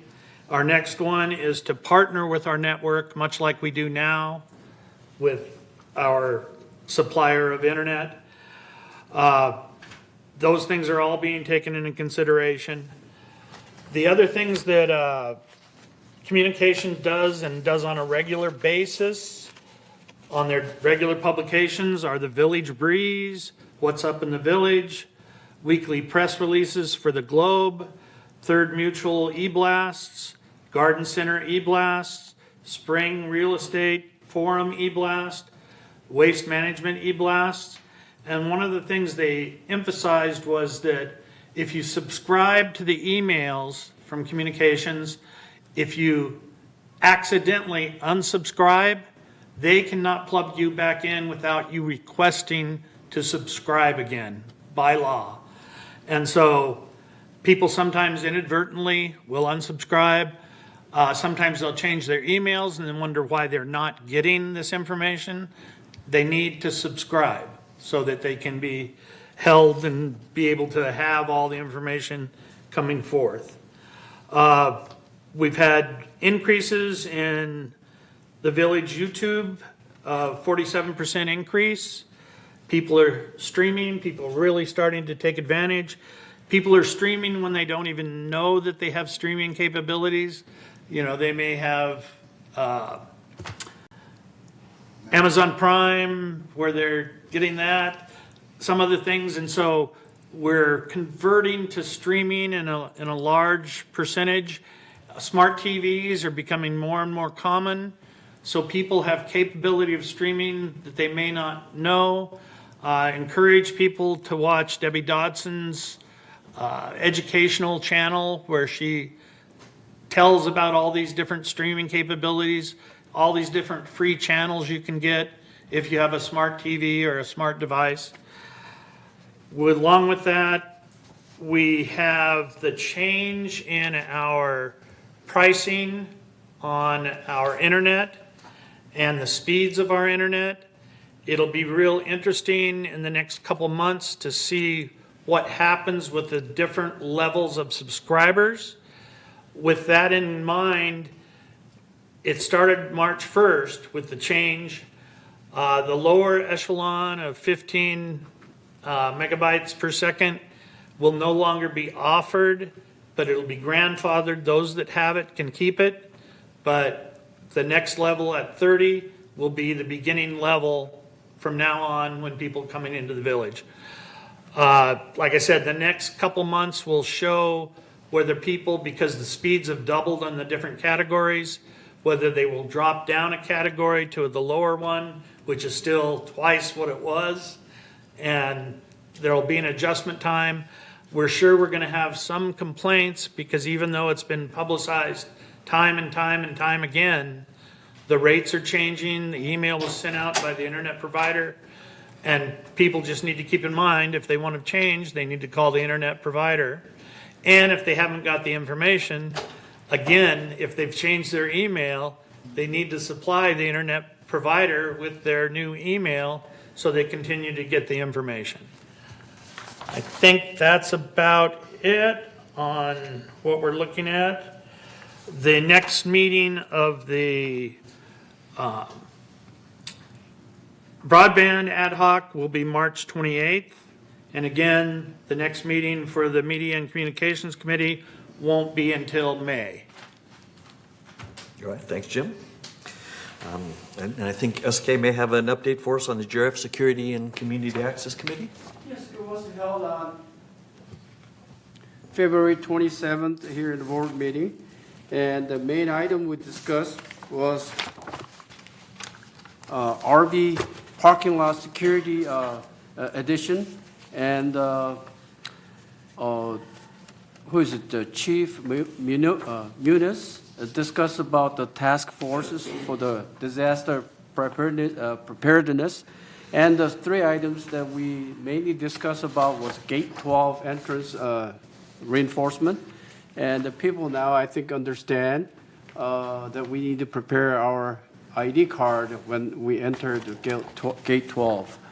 And briefly discuss about trespassing enforcement update.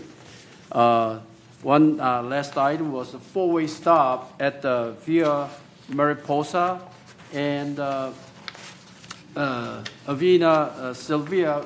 There is only two-way stop, and the proposal was we hired the consultant to study on the stop signs to have four-way stop, and then only cost for $1,500, something in that nature. Cost for a consultant was close to $5,000. So we struck everything out just to put that post on the four-way stop, and that was very swift decision we made, I thought. And next item was a conflict with some other committee, so it has not been decided. Schedule will be notified us later on. That's about it. Okay. Thank you. Thanks, SK. Well done. Ralph, what's happening with the GRF Maintenance and Construction Committee and Clubhouse Renovations Committees? Anything? Okay, the GRF M&C committee meeting scheduled for February 8th was canceled, so I don't have anything new to report. Okay.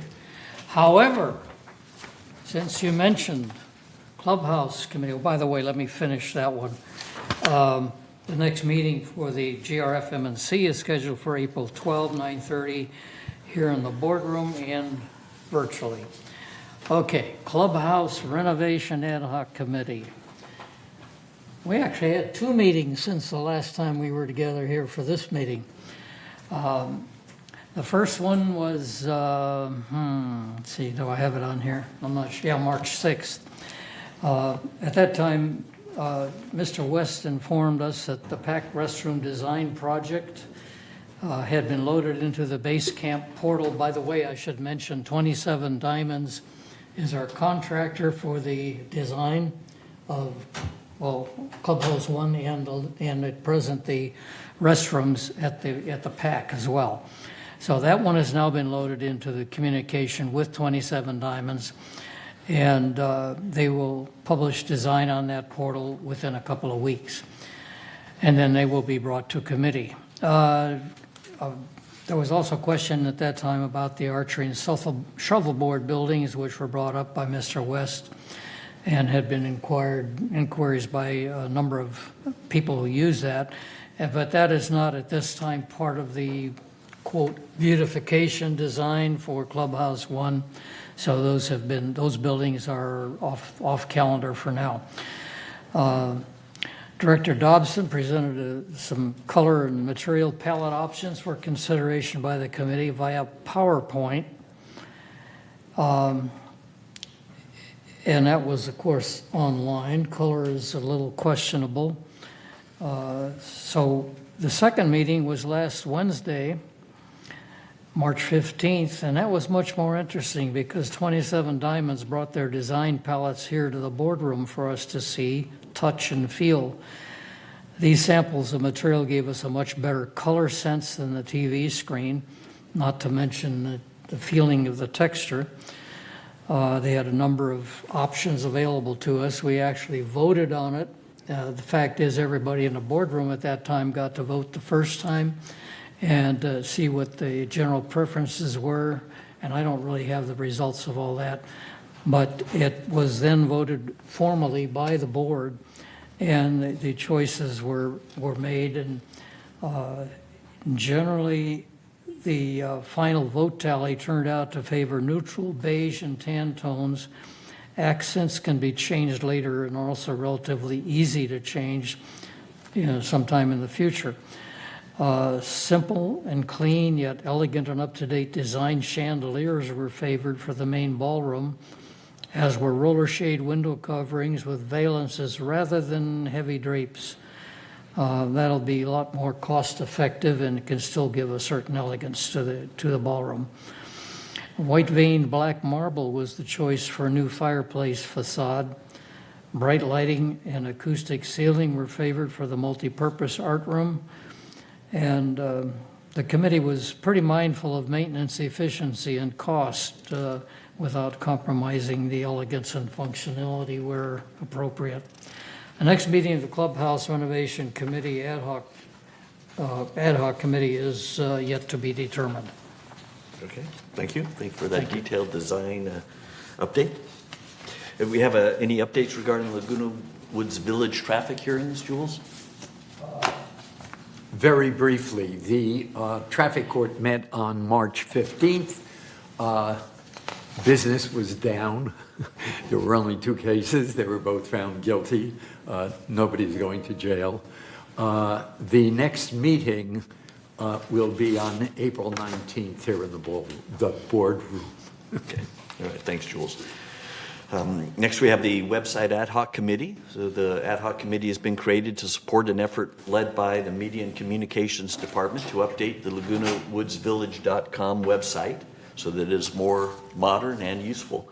This committee last met on Wednesday, March 1st, where the committee met with the 2 consulting firms that the committee has identified as finalists to work with to rewrite our existing site.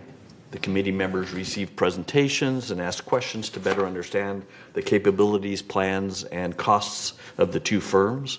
Updated proposals and quotes have been requested from the 2 finalists. The website ad hoc committee's next meeting is to be determined and will be scheduled once the updated quotes are received, which hopefully will be fairly soon. Next meeting is the GRF Compliance Ad Hoc Committee.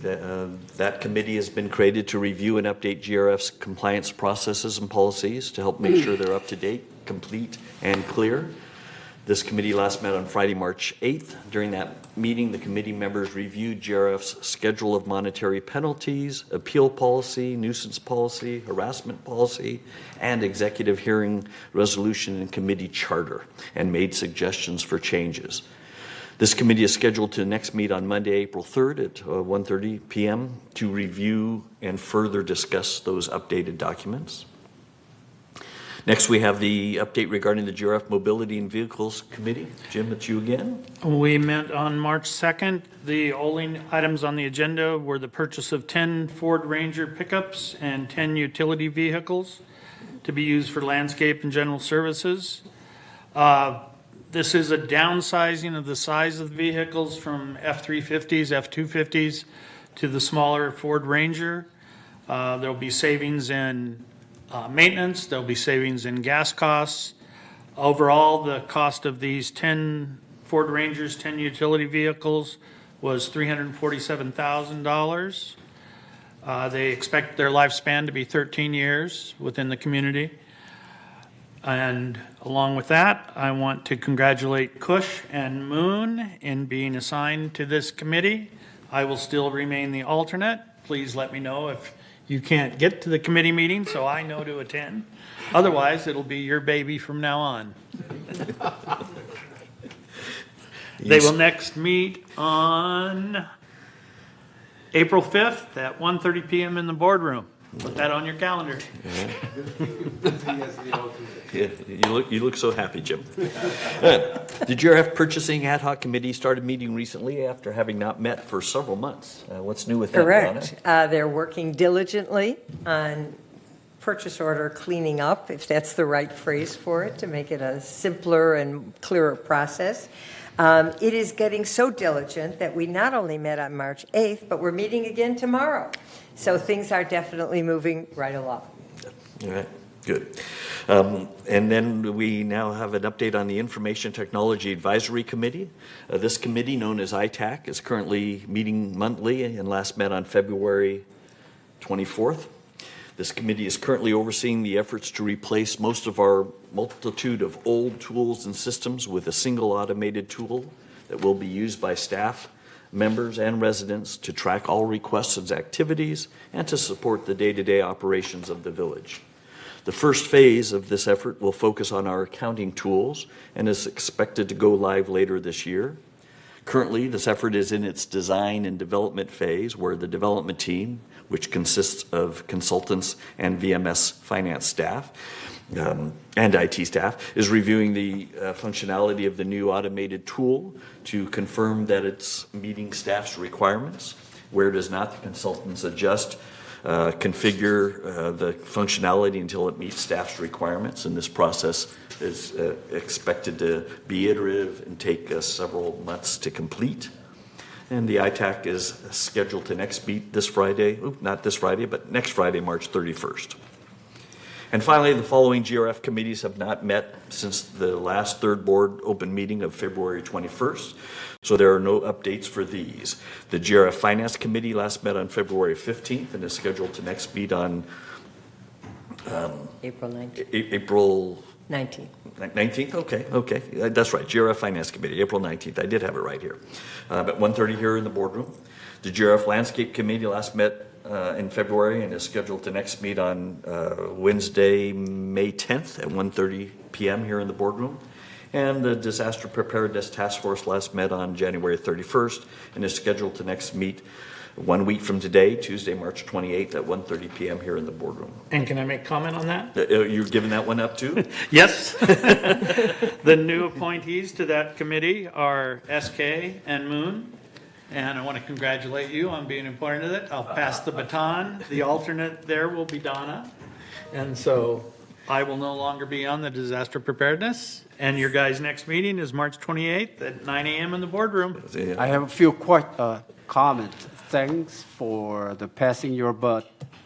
Second is Donna, should I come tomorrow meeting for the No, purchasing? no. I was there last time. Or you can come if you want to. I believe they're open meetings. Yeah, they're open If meetings, they're but open if you're an meetings. alternate, you should sit in the audience, not at the Yeah, podium. you have to just make sure you're sitting in the Unless one of the Is it members- going to be here? No, it's going to be Upstairs, right? upstairs, I think, in the, it doesn't say, but it's upstairs. Yeah, we'll get- Upstairs. we'll get In that fact, I was information. sitting on the side chair and then they said, why Yeah, don't you if, come if, in? you know, you're certainly, as long as it's an open Yeah. meeting, you're welcome to come, and just again, you know, that you stay back so it's not as a committee member, because it messes up. Okay. Yeah, and if you're there as an alternate, but the committee members are already there, you don't vote as an alternate either. You only vote if you're the committee or you're the alternate for a committee member that wasn't there. I understand, Okay. but I was confused because people said, why don't you come in and sit down and talk with us? That's, Oh, well, you know, if they said, I mean, I'm not the chair of that committee, you know, Uh-huh. so if the chair says, come and sit and join the discussion, then that's fine. It wouldn't have the thing we are all, one of the things we're concerned about is making sure we don't have too many board members somewhere, but we won't. We only have a couple on that okay, committee I'm anyway, just so- questioning to make sure. Yeah, and again, make sure we don't have too many board members or it turns into a board meeting and then. Rob? On your new schedule for committee members, Donna is on it, Andy's on it, and I'm an alternate. Okay, for purchasing? For the purchasing Yeah. ad hoc, yes. Okay. Yeah, so, but he could still come But and it's sit an and open, listen. it's an open meeting. Yeah, so if it's an anybody else open can meeting, go. you can always come and sit, just, you know, stay in the back unless they invite. I have done that at the water sometime because it's a good discussion and I'll say, everybody come up and join because it's easier for them to join the discussion at the table, but. Okay. Andy, did you have a question or I comment? just wanted to say on the Team Up app, the ad hoc committee is not listed here, but it was listed on the email from Paul.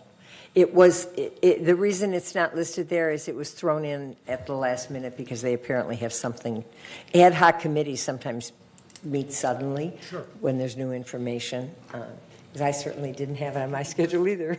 And also the closed Oh, you ad got hoc committees don't show up on Team Up, I don't believe. But they show up on the weekly Yeah, calendar. although this one isn't closed. On the lighter side, I have a lighter comment. Go. Is your mic on? Yes. Yes, it's on. So in the purchasing committee, go spend the money, but don't spend it all in one place.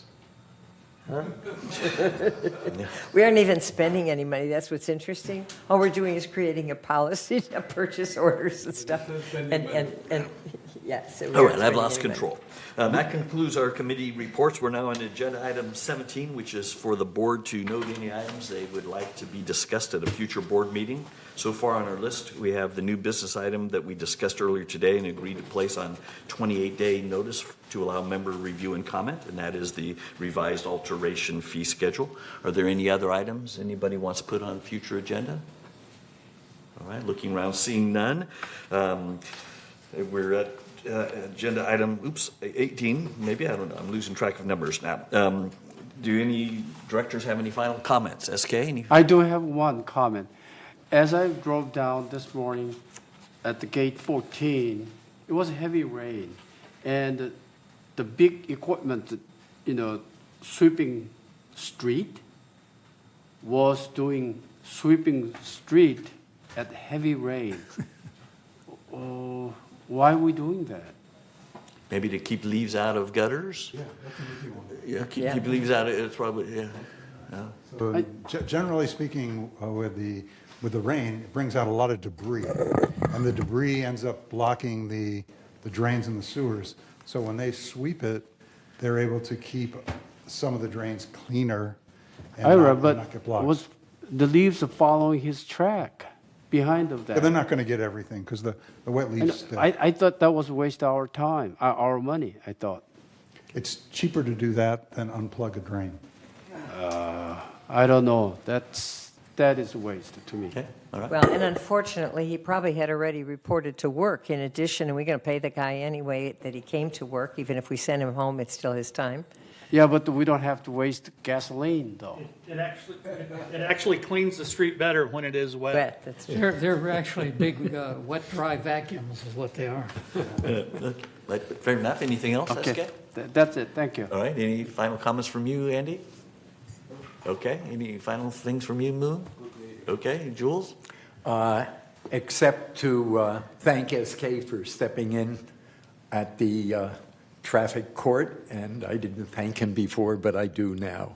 Okay, good, thanks, Jules. You owe me lunch. All right, Ira's got nothing. Ralph? No comment, Okay. thanks. Jim, nothing? Chris? Nothing, thank All right, Donna, no. Kush, no. Staff? No. Wei Ming, I don't think we have anyone online. I have nothing else. Okay, the business for our open meeting has now been completed. It's 1:06 p.m. at this time. This board meeting will recess for 9 minutes and reconvene to executive session. Thank you all for lively discussion, and thanks for those watching for listening. More than 9 minutes. Yeah.